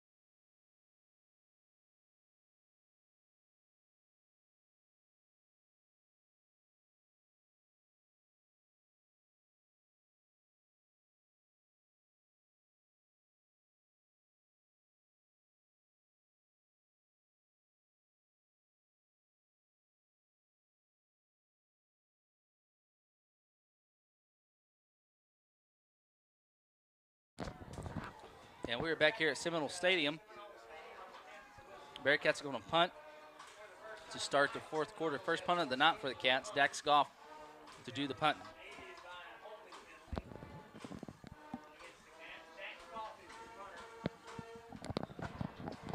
Low snap, low kick. Does fortunately take a little bit of a roll, but that's not ideal. But either way, we'll be punting it back to them here. 1st and 10 for the Osceola offense, down 7. And the wind's picked up again here as it's coming out of the north there, the way to our left. Probably, I would guess, I don't know, probably around 10 miles an hour or so. Rising has scored again. They're up 28-21 over Prescott. That's in the 4th quarter. Jake, you said it a while ago, you know, big play. This is a big series right now for this game. Yeah, probably the biggest defensive series of the well, it is the biggest of the year. Need to get a big stop, and that's a good start. That's a good way to start right there. Good start. They haven't had a lot of room to run up the middle tonight. Right. That's been something Booneville's done an excellent job of all season long. No different on that play. He does get back to the original line of scrimmage, it looks like, so it's going to be 2nd and 10 coming up. Ball is at the 37-yard line. Osceola looking to make this a game. Give a shout out to those guys on the defensive line. Chase Plumell, your left defensive tackle. Your nose guard, that's David Hicks, 66. Johnny Barnes is in at your right defensive tackle. Your 2 middle linebackers. Bearcats shift, and that's going to be a false start, and that's something else we needed. Yeah, it is, and you know, they did an excellent job early on of the hard count. They were ready for it. The shift, they were ready for it. But as the game continues to tick and gets a little more important every time, you know, sometimes you see guys get a little antsy and looking to make a play and catching them off guard like that. It's going to back us up 5, 2nd and 15. You're going to have trips over here to the right, one to the left. Bell is going to be your quarterback. And that was almost a false start, if not a false start. You got it. I don't know how you don't call a holding call on that. Bell under pressure, still has time, and he decides just to run out of bounds. He's pushed out by Dunn. Yep, that's a great job right there by Dunn. Contain. Looks like they're going to give them about 6 yards. I don't know. We'll see where they place it here. About 5 yards, 4 yards. A yard and a half maybe short of the original line of scrimmage. Yeah, there. so we're going to bring up 3rd and 11 here, and this is kind of the same area of the field we were at a while ago. We'll get one big stop here and force them to have to punt this thing away, hopefully. We got 10:57 left to go here in the ball game, folks. Cats are up 21-14. Like Jake said, it's 3rd and 11. Ball's on the 36-yard line of the Seminoles. Got some pressure, got a blitz coming. A little bubble pass or receiver screen over here to number 7. He cuts back, and he's going to have the first down.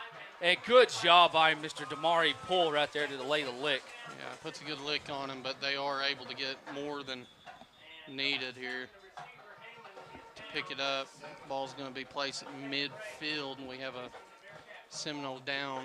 I believe that was 7 and the ball carrier. So I'll tell you what, we'll take a little break and be right back while they're looking at him.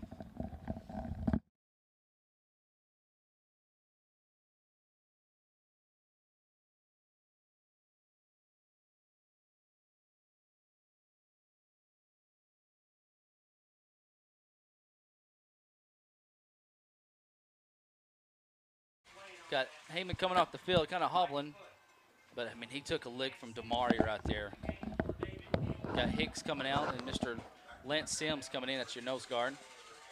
So after that play, you know, he's talking kind of just over pursuit there on that little receiver screen right there. You're going to have Jackson over here to the bottom of your screen at receiver. Bell's your quarterback. Jacobs, 15, is to the right of him. Young, number 9, is to the left of him. Cassidy, number 11, is your tight end on the left. Looks like you have a tight end on the right-hand side as well in number 22. Hand off to Jacobs on the left-hand side. Good job. That's the freshman, Hunter Warren. Great job by Warren meeting him there. Oh. You got to coach Mal and one of our players and vice versa. And refs. Yeah. I don't know. It's hard to know. Was it on the late or on the hit? Was there extracurricular? It's hard to tell from where we're at. I don't know because it was a quick flag too. And if it's against the Cats, it's definitely what we don't need. No, and that's just shooting yourself in the foot. If it is, got good field position or an opportunity to hold them to good field position here. Gotta play this thing smart. 10 minutes left to go.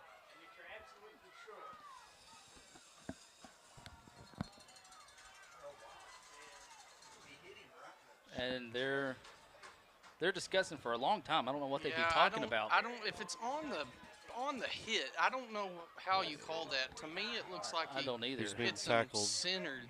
Yeah. Personal foul. That's what they call, and I just I don't understand what you're calling it on. I don't see what it's on there. I'm not. Obviously, we're a long way away. They're explaining to Coach Crowley.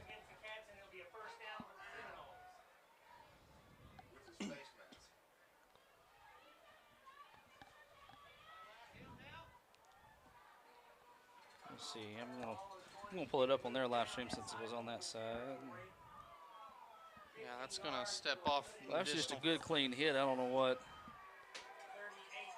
I'll let you guys.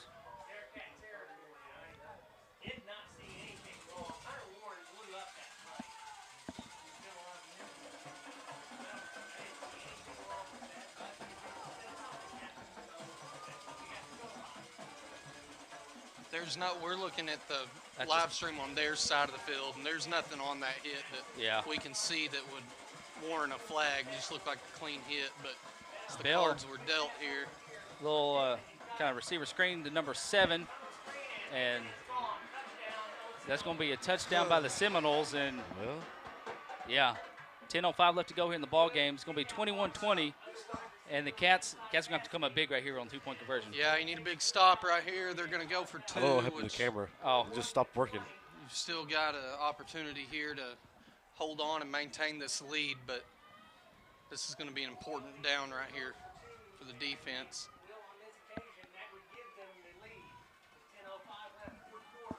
So we'll see Bell's your quarterback. Young and Jacobs to the right of him. Yeah, receiver out to the left. I wouldn't be surprised to see. Yeah, and it's got a flag coming in. I don't think that was a legal formation. And a hat's coming out or off. I don't know. Got all kind. We got 2 separate flags on it. One of them was at the start of the play. One's at the end. One's at the 3-yard line, and the other came from the backside. We'll see what we come up with. If they're offsetting, it'll play a replay of the down. Jacobs made it into the end zone. Osceola's backing up like it's going to be against them.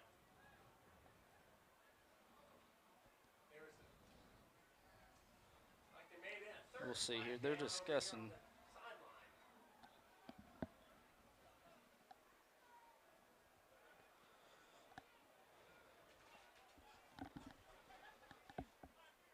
Got a false start penalty.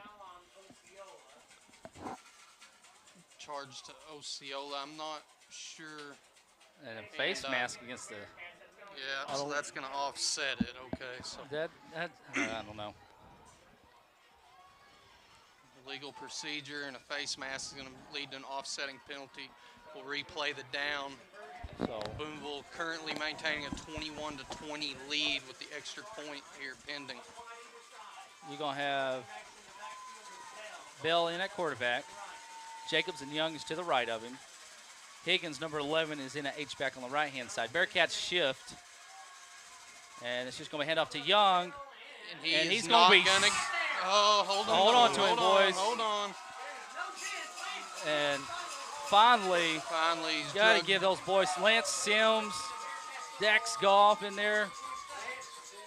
Lance is holding on for dear life, and thank you, Lance. Yeah, that's a great job by that defense stepping up. And now, boys, we've said it 100 times, we have got to get something going on offense right here. You can't give them the ball back with a 1-point lead. We've got to give it everything we've got here to punch one more in, and then we'll decide if we're going to kick it or go for 2. And it's a good game, man. It's been a good game. It has. Except the Charleston one are 1 point. Wow, Chuck just said all the games but Charleston are a 1-point game. Yeah, so it's up to this point, it's been competitive. And there's nothing more Booneville fans would like than to get another opportunity at Charleston at War Memorial. That would be nice.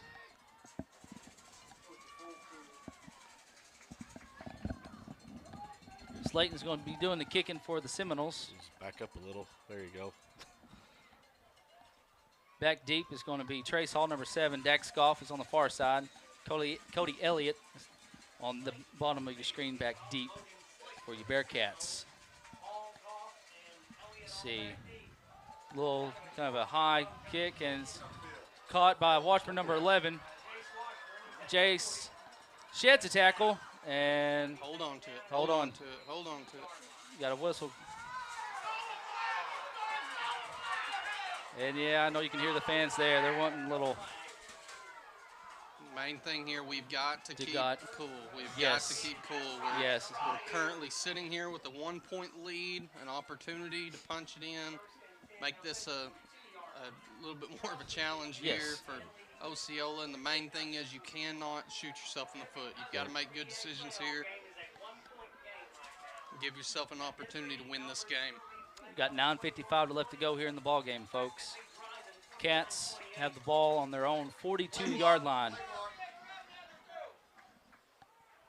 And play clock's already at 17. I never saw him. He just now, you know who? PT under center.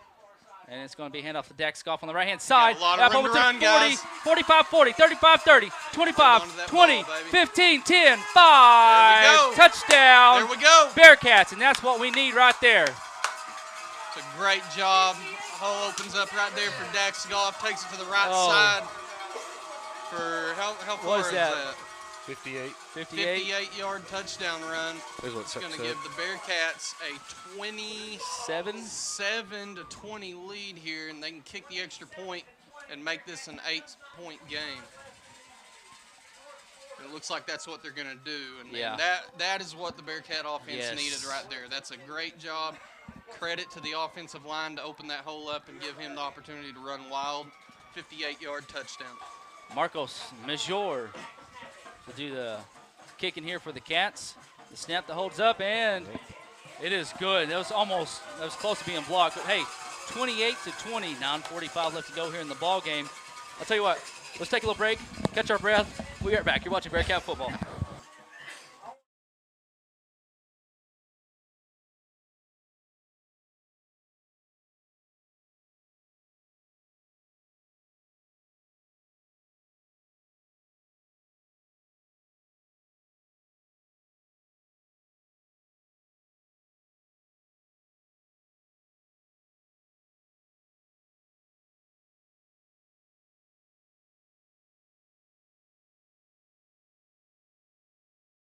And we are back here in Osceola, Arkansas, Seminole Stadium. Your Cats are up 8 right now, 28-20.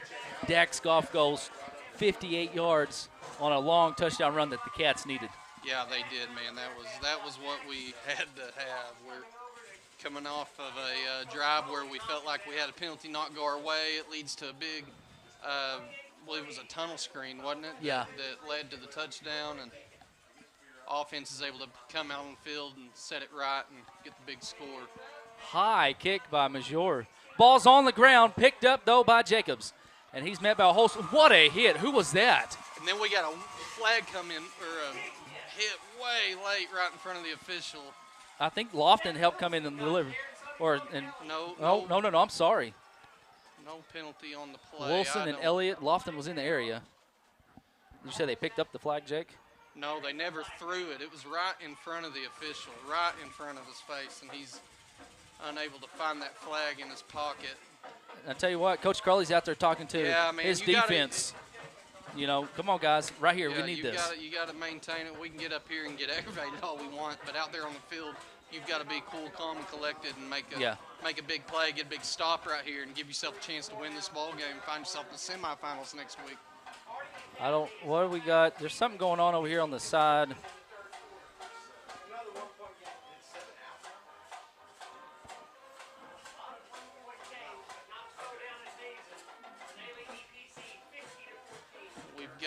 We got an injured player on the Seminole side. Not exactly sure what, but we'll take a break and be right back. You're watching Bearcat football.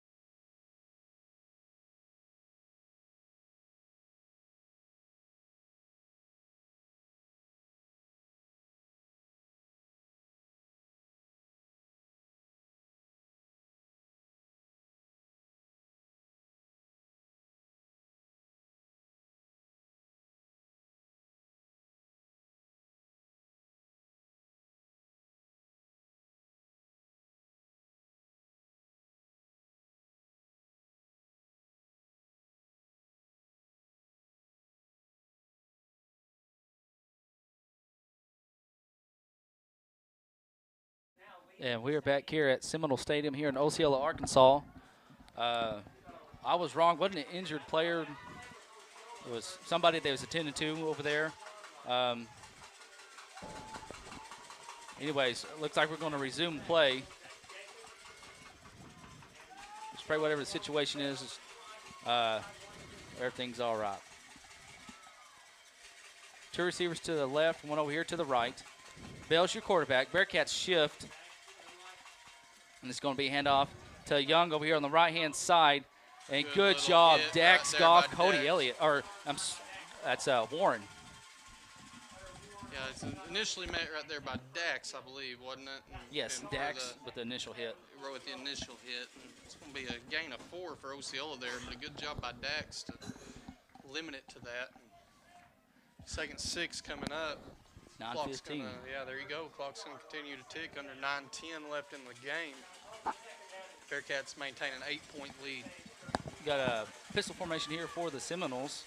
It's going to be hand off to Young on the left-hand side. Chase Plymell wraps him up. Plymell, attaboy. And good stop, and Johnny Barnes as well in there. Yeah, and that's going to be at the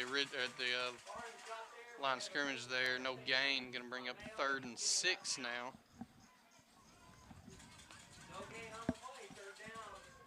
Looking for a big hit right here, and I don't know. Are we in? Do you think we're in 4-down territory here? If you're Osceola, I mean, you got 8:30 left to go here in the game. I think there's a chance. I think if you're moving forward here, there's a chance. Now, if they take a sack of 8, 10 yards, maybe not. But we'll see what they got cooked up. And looking for a pass, got a flag, and that's probably going to be a false. Yeah, that's a false start penalty. Seen them. Looks like we're going to have pull coming in. Yeah, big benefit to the Cats right there. 5 additional yards tacked on there. It's going to back them up to 3rd and 11, I believe. And yeah. Cats are in position here to get a big stop. You're just one big play away right here. Looks like number 2's coming in. That's Long. And number 8's going to come out of the game for the Cats. Or not for the Cats, for the Seminoles. That's Higgins. 2 receivers to either side. And probably just see a deep pass. And he's motioning over here to Long, so I'm looking for a long pass. Got some pressure here by the Cats. Bell's looking, and ball's on the ground. Fumble recovered by the Bearcats. There you go. That's Mr. Who is that? Is that Damari Poole? Oh, they're on that side. They're saying that it was thrown forward. I couldn't tell. I couldn't either. Make a call on it. I seen him rear back to throw it, and all of a sudden the ball's on the ground. I seen him looking to throw to the sideline over here. Whoa. He just overruled it? No, did he overrule it? No wonder he wanted to hit the white hat point to. Now he's pointing back the other way. I think he's just turned around. I think so. So it's going to bring up 4th and 11 now. And that will bring the punt team out. Now the Bearcats look to get the ball here and eat some of this clock out. Heyman to do the punting here for the Seminoles here. And I'm sorry, it's a fake. It's a and fake. You got Plymell in pursuit. And there you go. That's fine. Hey, that's what we want right there. Hey, what we want. Ball falls incomplete. Yes. A lot of times they tell you on the 4th down play when the ball goes in there, just slap that sucker in the dirt and move on. And that's what we do right there. We'll say it was on purpose. Yeah. Slap that thing down on purpose, and that's going to be the Bearcats' ball. Ooh. Placed at the. Was that 31, 30? Oh, I'm sorry. No, the 27-yard line. Yeah. 27-yard line. 1st and 10. Now you punch one in right here. It's going to be a lot more difficult for the Seminole offensive attack to come in. We got 7:53 left to go here in the ball game, folks. Cats are up 28-20. We'll see what we got dialed up here. Brooks Herrera is split out to the left over here on the bottom of your screen. Jace Washburn out to the right. Hey, want to give a quick shout out to Mr. Charles Alvarez and Dalton Gray, a couple former Booneville Bearcats. Got Mr. Trace Hall going to motion, hand off to Elliott up the middle. That's a great That's a good Elliott. run. Great job by Elliott. And we've got extracurricular stuff on the ground. Oh, we've got a helmet off and slammed, and we've got a situation. Boys, just back up. Yeah. Booneville needs to get to the side here and get away from all this. That's number 72 for Osceola. I don't have I don't have 72, but either way, it doesn't matter. Yeah. He's going to be tossed from this game, and there will be a flag tacked on to that. I would imagine, unless we're going to have offsetting, which is going to be wild in itself. But I think their momentum took him over, and he was aggravated about that. And we just brought it up to see what happened, and that's what happened. Runner went down. Our guy was still blocking, and just the momentum carried him. Kind of just tripped over him. Nothing, malicious. What's that word? Malicious. Thank you. But yeah. So that's what happened. Just clear it up, and I'm being flat out honest with you. Looking at their live stream, since it happened kind of on that side, got a better view of it, and that's all. And it looks like he's tripped up over a Bearcat defender, and I don't think there's anything malicious to that. No. And tension's high. You're in a one-score game here. Yes, with your season on the line, and you're going to have situations like that. Yeah. I will credit the Bearcat offense right there to just collect themselves. Right. The offsetting and there. They're going to give offsetting penalties, and I'm not sure. Well, I'm not sure how you do it, but either way, we need to keep our cool here. Right. Yeah. Bearcat fans don't like it, and I understand that because you've got one on that side, helmet off, trying to fight, and the other. It's like Rising's up over Prescott 34-29. Wow. Hey, that's a ball game right there. Melbourne's still ahead of Glen Rose 21-0. Harding's come back. Harding's up 15-14 over McGee in the fourth. So with the offsetting penalties here, it's going to bring up second and third from the 20-yard line for the Bearcats. You got 7:28 left to go here. And it's a handoff to Elliott right up the middle. Cody's going to have the first down. Yeah, their D-line's getting pummeled now. Yeah, and Bearcats have definitely gained that momentum that we talked about earlier. And it's something that you can see it, but you can also kind of feel it. You know what I mean? You can feel it in the stadium. The life's being sucked out of that side of the field, and we need to put a stamp on that and continue to push this thing all the way into the end zone here and make this a two-score game. Ticking under 7 minutes left in the game. Washburn split out to the right. Brooks out to the left. Elliott's your fullback. Goff and Hall are your halfbacks. And be handoff to Elliott again on left-hand side. And that's fine. That's going to be a few yards. It moves it forward. It keeps the clock ticking. It's everything you can ask for right there. And you know what? This is what – Elliott come up a little gimp there on that play, stretching that, maybe his hip out a little bit. So. You had two guys kind of hit him low and kind of pulled him different directions. That don't feel very good. And here you're going to see the Bearcat offense just take its time. You can take 25 seconds off every time and run this clock out. And, of course, if you do that, you need to cap it off with a touchdown at the end. Cats are going to have to hurry. 3 seconds left on the play clock. 2, 1. Get the snap off. Hand off to Cody on the left-hand side. Little spin move. And we're going to have the first down, guys.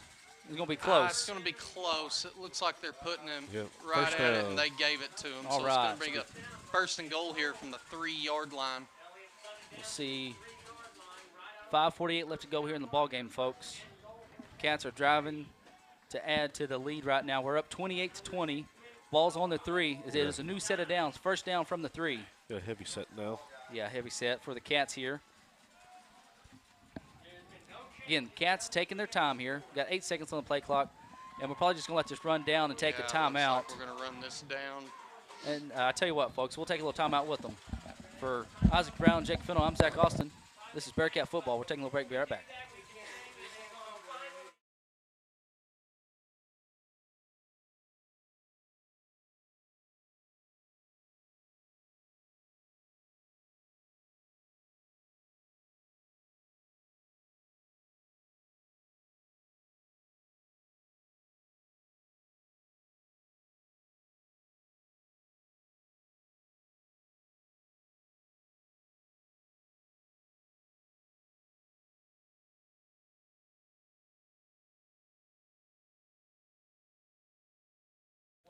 And we are back here in Osceola, Arkansas. Isaac's got a couple scores for you folks. Looks like Rising and Prescott finally went final, so it's Rising 34, Prescott 29. And I would say that's a upset. Not well, in a way, because a lot of people are counting out Rosin. Prescott's going to win. This is, Prescott's loaded. Not taking nothing away from Prescott. Prescott's always got a good team loaded. Rosin does too, but Coach Toddy down there at Rosin's got the Wildcats playing and squeaked away with a win. We also got Charleston over Newport 48-6, and that's a final as well. What's the Glen Rose Melbourne game? That's a close game. 21-20 still, Melbourne over. I guess Glen some time Rose. I can pull up theirs on Facebook on their live stream. But well, right now your Cats are on the 3-yard line, and it's going to be a handoff to Cody Elliott, and he's just going to be stuffed right there. Yeah, it looks like he maybe lost a yard on the play. Going to back it up one. Will be 2nd and goal from the 4 now. Yeah. Clock will tick under 5 minutes shortly here. So Bearcats looking to punch one in. Make this a much more difficult task for this Osceola offense. He's supposed to. He's supposed to. So 2nd and 4 from the 4. 4:48 left to go here in the ball game. PT coming up under center. Goff goes in motion. It's going to be hand off to him on the right-hand side. And Dax is. Looked like he maybe He got tried. to He's still the on his feet. Ball's loose. Ball is loose. Touch. Still Touchdown. Bearcats. Oh, We my couldn't tell goodness. what was going on down there. That's not what you want, but the No. end goal will work out. And I'll take a touchdown any day of the week, but that's not how I wanted. And Goff was just in the spin cycle right there trying to bust free to Who get got that? one additional yard. I don't know. I'm pulling it Trace up. get it?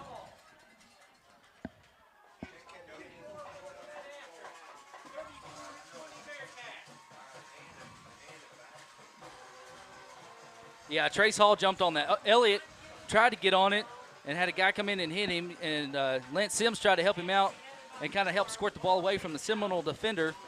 Seminole. There we go. Make sure. Seminoles. And then Trace Hall jumped on it to make it 34-20, pending Marcos Major's PAT. There's a snap. Kick is up, and it is good. So it is 35-20 with 4:28 left to go here in the ball game. Got a couple of messages here.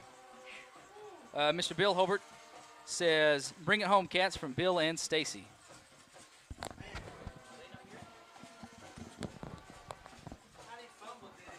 And let's see. I'd like to give a shout out to Mr. Sean Bledsaw.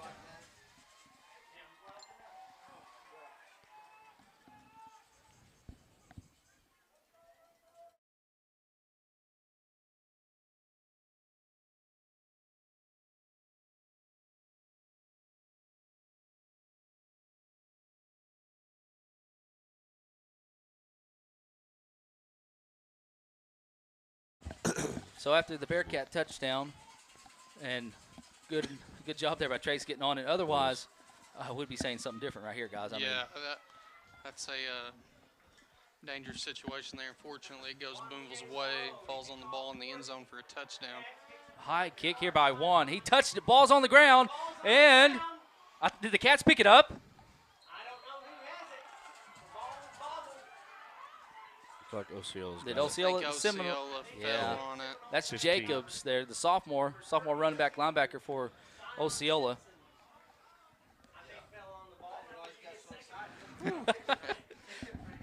Zach got fired up. Yeah, I did. I thought we were going to fall on that. Boy, that would have been a That would have been a backbreaker. dagger. Would have been. Yeah, but Well. instead we're going to have to give them the ball back here. The Bearcats do hold a lead, 35-20. You got that 15-point lead with 4:23 left to go. I mean, you're one stop away from putting this thing away, guys. Yes, you are, and you got to keep them in front of you. They can strike quick. Two receivers to either side. Bell's your quarterback. Got it. A little pressure here. Got that little tunnel receiver screen over here to the sideline. Cats do a good job covering it this time. Good job keeping him. They have all three of their timeouts, I believe, too. Yeah, Yeah, we've got two. we've got two, yeah.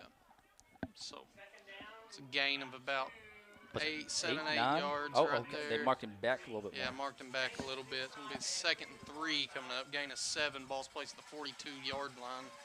The clock does stop since he went out of bounds. Mr. Glenn Ross says, way to go, Cats.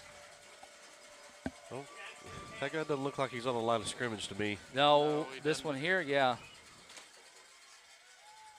Bales, your quarterback, got some pressure here. Still looking, got time, got pressure here from Elliott, and he's just going to throw it away. Throws it Out of bounds. That's intended to number 11. That's Cassidy. Hey, give credit to Cody. Cody had got knocked down, got up, and still was applying the pressure to him. Cody, he's one of those kids, man. He just gets after it at all times, anything he does. We got a penalty. Is it what? What we? Something going on About here. Been a lot of this tonight, guys. A lot of getting these officials together and figure out what we need to do here. I didn't see a flag was he come out. I don't either. I don't know what they're talking about. They may decide to drop one. I'd be okay with that personally. Right. They wanted to, well, unless it's against us, and then keep the dang thing in your pocket. But we'll see. I don't know what. But hey, I do have a quick shout out. You know, on that last run before this, they got pushed out of bounds. Hey, one of our own chain gang guys, Tyler Rogers, he says, "Let's go Cats" from your home. Holding. Holding. Hey, all right. Penalty charged to Booneville or to Osceola. Yeah. Be a benefit to Booneville. It's going to Yes. back the thing up 10. I still don't see a flag anywhere. Yeah. Oh, there it is. Where? 40. Right at the 40. Oh, I see it. Yeah, it's just okay. That was right where they were standing, wasn't it? Yeah. That's why we couldn't see it. They're blocking it. Yeah. Yeah, so it's going to be a loss or a 10-yard from the spot of the foul. Is going to bring up 2nd and 14. So Ball's placed at the 30. You got 4:08 left to go here in the game. You're going to have two receivers to either side. Bell's your quarterback. I believe that's going to be Young to the left of him. Francis Rivera says, woot woot. And Jennifer Bogart says, let's go Cats. Bell looking, got some pressure here from your Booneville Bearcats. Elliott, and then Mr. Hicks, and Chase Plymell there for the sack. It's a great job in pursuit at all angles right Yes. there. You had multiple Cats in the backfield. Well, that's Damari Poole in there. Yeah. Excuse me, quarterback there, Bell, he's got nowhere to go. It's going to be a What do we Call timeout. got a timeout by Coach Carter and Osceola. 3:43 left to go here in the ball game. Cats are up 35-20. We'll take a little break and be right back. Watching Bearcat football.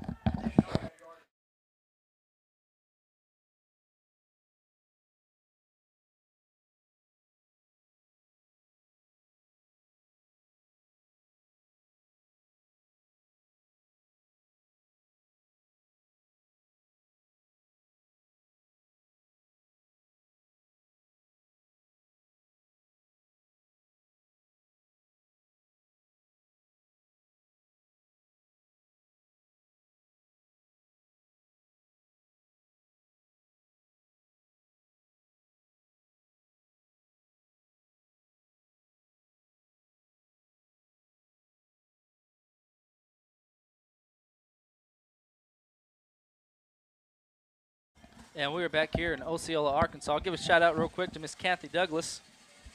She says she is biting her nails. We are too. We are too, Kathy.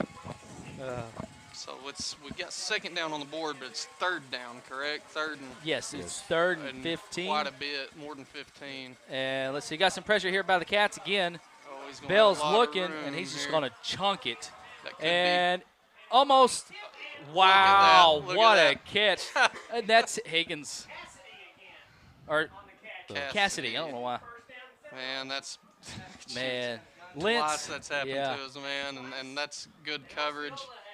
Yeah, Connor Just- Lentz did a good job getting in front of it, but Yeah, just the receiver had to come back, play a little defense himself to keep that thing from being intercepted, and it ends up falling into Cassidy's hands there for a large chunk of yards picked up. 1st and 10, ball to 42. 3:15 left to go here in the ball game. Bell's looking to his left again, and caught and it's dropped.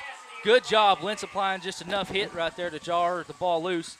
That's going to stop the clock with 3:10 left to go here in the ball game, with the Seminoles at the Bearcat 42-yard line. Finally caught up. It is 55-55 in the 4th quarter. For who? Elkins Nashville, 55-55. Elkins and Nashville's tied in the fourth quarter, 55-55, Chuck says. Wow. That'd be a pretty fun one to be at. Yeah. Hey, the Wigtons, they're watching up in old northeastern Pennsylvania. They say once a Bearcat, always a Bearcat. That's why. I can't even talk why. Two receivers to either side. Bell's your quarterback. And he's going to look. He's got a man wide open. That's Cassidy again. Got Elliott holding on to him. Drag him And down. There you go. Good job there by Cody. Drag him down about the 11-yard line. Now the clock will continue to tick once it's placed, and here it goes. So 2:55. Sorry, Jake. you're fine. 2:50 left to go in the game. Bearcats need to keep this thing. You know, if they do score, we'll have an onside kick coming. Yeah. So we need to do what we can here to eat some of this clock out. Ball's on the 12-yard line, so they can get a first down without getting the end zone. They're looking to Jackson, first time tonight, and incomplete. Good job there by Dove, and who is that, Brooks? Good coverage. Very good coverage. Great coverage. Brooks, that is Brooks Herrera and Brendan Dove in on the pass breakup. It's going to bring up 2nd and 10 from the 12-yard line, 2:34 left to go in the game. Give a shout-out to Faith and Maddie Means. You're watching back home. Give a shout-out to Mom and Dad, Richard and Belinda Austin.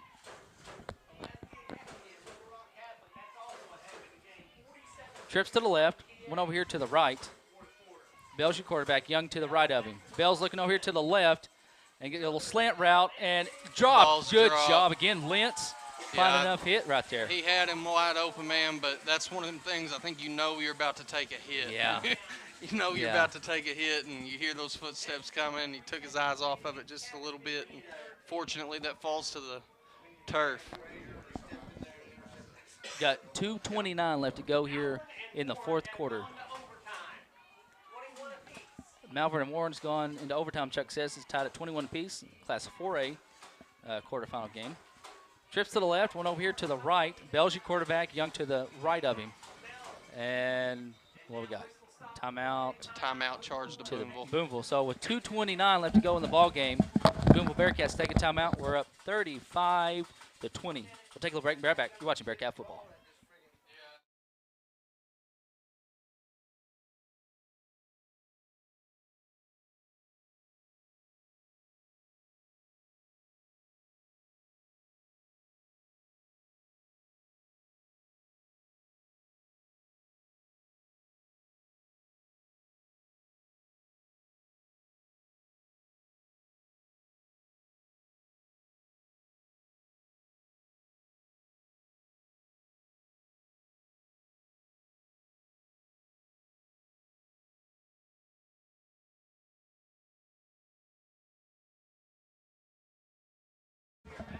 And we are back here at Seminole Stadium here in Osceola, Arkansas.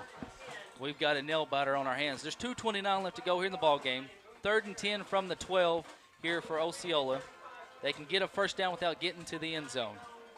Bearcats defense has stepped up in the last two. Pretty good coverage. Now he did have, who was that? Cassidy open right there on the slant route. Lentz comes in and apply enough hit to jar the ball loose. We'll see what they decide to do. Same formation other than Bell is going to be to the right of Young. Bell is your quarterback. Got pressure from Warren on the backside, and he's rolling to his left. Throws across his body, and it's intercepted by Jace Washburn. There you go, baby. Down. So the Cats will have the ball at the 20-yard line. 2:18 left to go here in the ball game. Your Cats will take over. It's a great job by sophomore. Yes. Number 11, Jace Washburn. Yeah, he almost had one earlier, too. Yeah, he did, and he's been in the right spot a lot of times this year, man. He had multiple, I don't know how many he's had on the year, 2 or 3 on the year at least. And opportunity to have a couple more, but that's the one at this point that mattered. He's able to come down with, juggled it a little bit, comes down with it, takes a knee down the end zone, and now 2:18 left. Boonville's going to get the ball back, up 15. That's going to be Jace's 3rd interception on the year, and he's tied right now with Trace Hall for 3 interceptions on the year. Yeah. Been proud of Jace, man. Stepped into a role, you know, early on I don't think he was quite comfortable with. You've seen the struggles that you see in young players, and Jace throughout the year has really grown up out there, and that's the benefits of it right there. Yeah. PT under centers and Okay, we got flags on the play. I think it's going to be a false start. Flags are down, and we back up 5 yards. They got 2 timeouts There is left. still no yeah, I think they have 2 timeouts. We've got 1 timeout left. There's 2:16 left to go here in the ball game. There is a flag. a 21-20 lead. I think it's too many men on the field. Too many men on the isn't it? field. Have the winner of that game until we on the Yeah, the Osceola's going to have a guy come off. So it'll be a 5-yard penalty here. It'll be 1st and 5 for you Bearcats. Osceola. They jumped into the neutral zone. Oh, also want to give a shout out to Alex. Better not forget Alex, Faith's boyfriend. Sorry, Alex. 5 for the Bearcats in the 25-yard line. JC split out to the right. Brooks out here to the left. Hand off to Cody up the middle. We anticipate Cody's still on his feet. He's There going to you have go. the first down. Good job there by Cody to get that first down. And that right there Just, should. yeah. They're going to come out and. I know. I was going to say should burn one there, but I don't know if they're. You got 2 Doesn't minutes look left like in the they're game. going to. I thought they might burn one right there. Right. He's sticking close to the side judge over there, so I would figure, he's going to try to call him soon. Yeah, so just continue to let this clock tick down. Play clock's at 13 seconds. Game clock at 1:43. 1st and 10 from the 25, from the 30-yard 30, line. yeah. And that's just going to be Elliott again right up the middle. He's just turning them legs of Hold on to his. the ball. That's the main thing. Hold on to the ball. Does a great job right there. Oh, now I don't know how you don't. Yeah. Yeah, there comes a flag Yeah. late. And Just. Yeah. I mean, you're in the final seconds of this game. It's important you don't do anything dumb to Right. hurt your team, not only for this week but next week. Exactly. So you've got to. We've seen a couple times throughout the year teams have done that. So 15 against the Seminoles. that's going to be a 15-yard penalty charge to the Seminoles. Going to give Booneville another group of first down. Seminoles territory and Here, it's going to be 1st and 10. Ball's going to be placed at about the 45. No, they're going to continue to go. The 49-yard line. So it'll be 49-yard line. Osceola's 49-yard line. 1st and 10 with 1:24 left in the game, and that alone should probably be enough to end it as the clock's wound, ticking at 1:15. 42-21.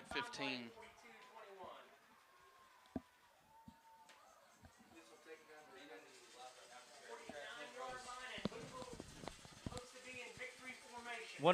1:07 left to go here. Cats are in victory formation. Let's see here. The knee is taken by Tatum. And Tatum's going to take the knee there. And, yeah, Be smart. yeah. We have a final from Glen Rose. Melbourne has won 21-20. Melbourne has won 21-20. And to Melbourne next So we week. will be traveling back up this Battle of way. the Bearcats. And the Battle of the Bearcats as your Booneville Bearcats take on the Melbourne Bearcats with a K and a Z. 34 seconds left. Booneville will have to have They one just more throw a match. flag. Did they throw a flag? Oh, Levin took his helmet off. Oh, they're not, yeah. Bearcats take a knee, and I wouldn't. No, I don't think they will. Huh? I don't know I if guess that's. they are. They're lining up. Looks like that's going to be the ball game. That's gonna be the Booneville ball game going to finals. the Yeah. semifinals. Final score: Booneville 35, Osceola 20. Booneville Bearcats 35. The Osceola Seminoles 20. The handshake line. Yeah, I'm nervous. I'm Yeah, I flat am out too. honest with you. Once again, Right. reminding you of the one scoop that just came in from Glen Rose. Got any stats? Yeah, sorry. Melbourne Bearcats. That would kind of be an upset. I would think. I mean, Yeah. Melbourne's undefeated on the year and good, but And I want to say this is probably the best team Melbourne's ever had. yes. I mean, this is unknown territory for them.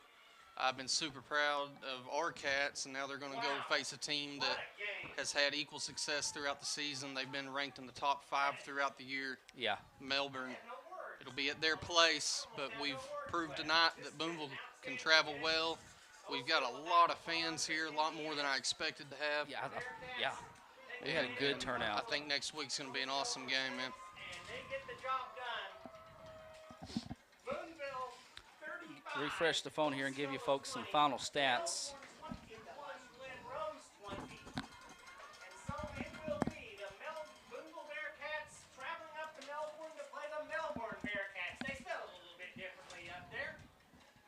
refreshing the phone here for you folks.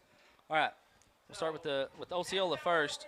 They had 46 plays for 245 yards, 22 minutes and 37 seconds time of possession, 29 carries for 40 yards, had 205 yards passing on 7 of 17. Had 1 touchdown, had 2 turnovers. We had a fumble recovery and an interception. Booneville Bearcats 50 plays, 376 yards, 25 minutes and 7 seconds time of possession, and then 46 carries, 275 yards on the ground, and then 3 or 4 passing guys, 101 yards through the air. I like it. There was Osceola had 15 penalties for 97 yards. We had 9 for 74. Individual stats. Bell for the Seminoles, 7 of 16 passing, 205 yards. Young was their leading rusher with 41. Cassidy, leading receiver with 145 on 4 receptions. Jacobs, the leading tackler with 8.5. Young, the second leading tackler with 6.5. For Bearcats, Peyton Tatum, 2 of 3 passing for 85 yards and a touchdown. Dex Goff, 1 of 1, 16 yards and a touchdown. Also, your leading rusher for the night, 17 carries, 189 yards, and I'll tell you how many total yards he has for the year just here in a second. Cody Elliott finished with 91 yards on 20 carries. Dex Goff, 1 catch for 55 yards receiving. Chase Washburn, 30 yards receiving, and Brooks had a 16-yard catch. Chase Palmel, your leading tackler tonight, with 5.5, followed by Dax Goff and Dunn Daniel with 5 apiece, and Damari Poole with 4, Cody Elliott with 2. Now, as far as Dax goes, I know we talk about Dax a lot, but what he's doing is crazy. It's something record-breaking that we haven't had a lot of. You know, when you're having games like he has, and you're setting records like he's continued to do throughout the year, you have to make note of it. Right. And it's by no means just a Dax Golf show out here. You've got all kinds of boys out here stepping up. Yeah, you got Cody Elliott. We seen him, Trace Hall. Yeah. And Washburn, PT. big play. PT Right. throwing on people today, but you have to give credit to the performance that Dax has had, and we'll get to add on to a little bit next week. It's been exciting to see him grow. Yeah. I remember when him running around here when he was just a little bitty thing. little bitty dude, and to see him have the success he's having now, that's something special, man. So he has 133 carries on the year for 2,081 yards and 27 touchdowns. So you got to give big credit to that big old line up front. Yeah, without them, it's hard to do that. And so credit to them and his blockers on the outside and everybody else that's helped him reach that goal. Yes. So, again, your final score for tonight, Booneville Bearcats 35, Osceola Seminoles 20. We'll be traveling to Melbourne next week to take on the Melbourne Bearcats in the Battle of the Bearcats. Charleston will travel down to Rising next week for semifinal matchup. Fellas, you got anything else? Nope. For Isaac Brown, Jake Fennell, I'm Zach Austin. Lord willing, we'll see you next week. And remember, as always, it's a great day to be a Bearcat.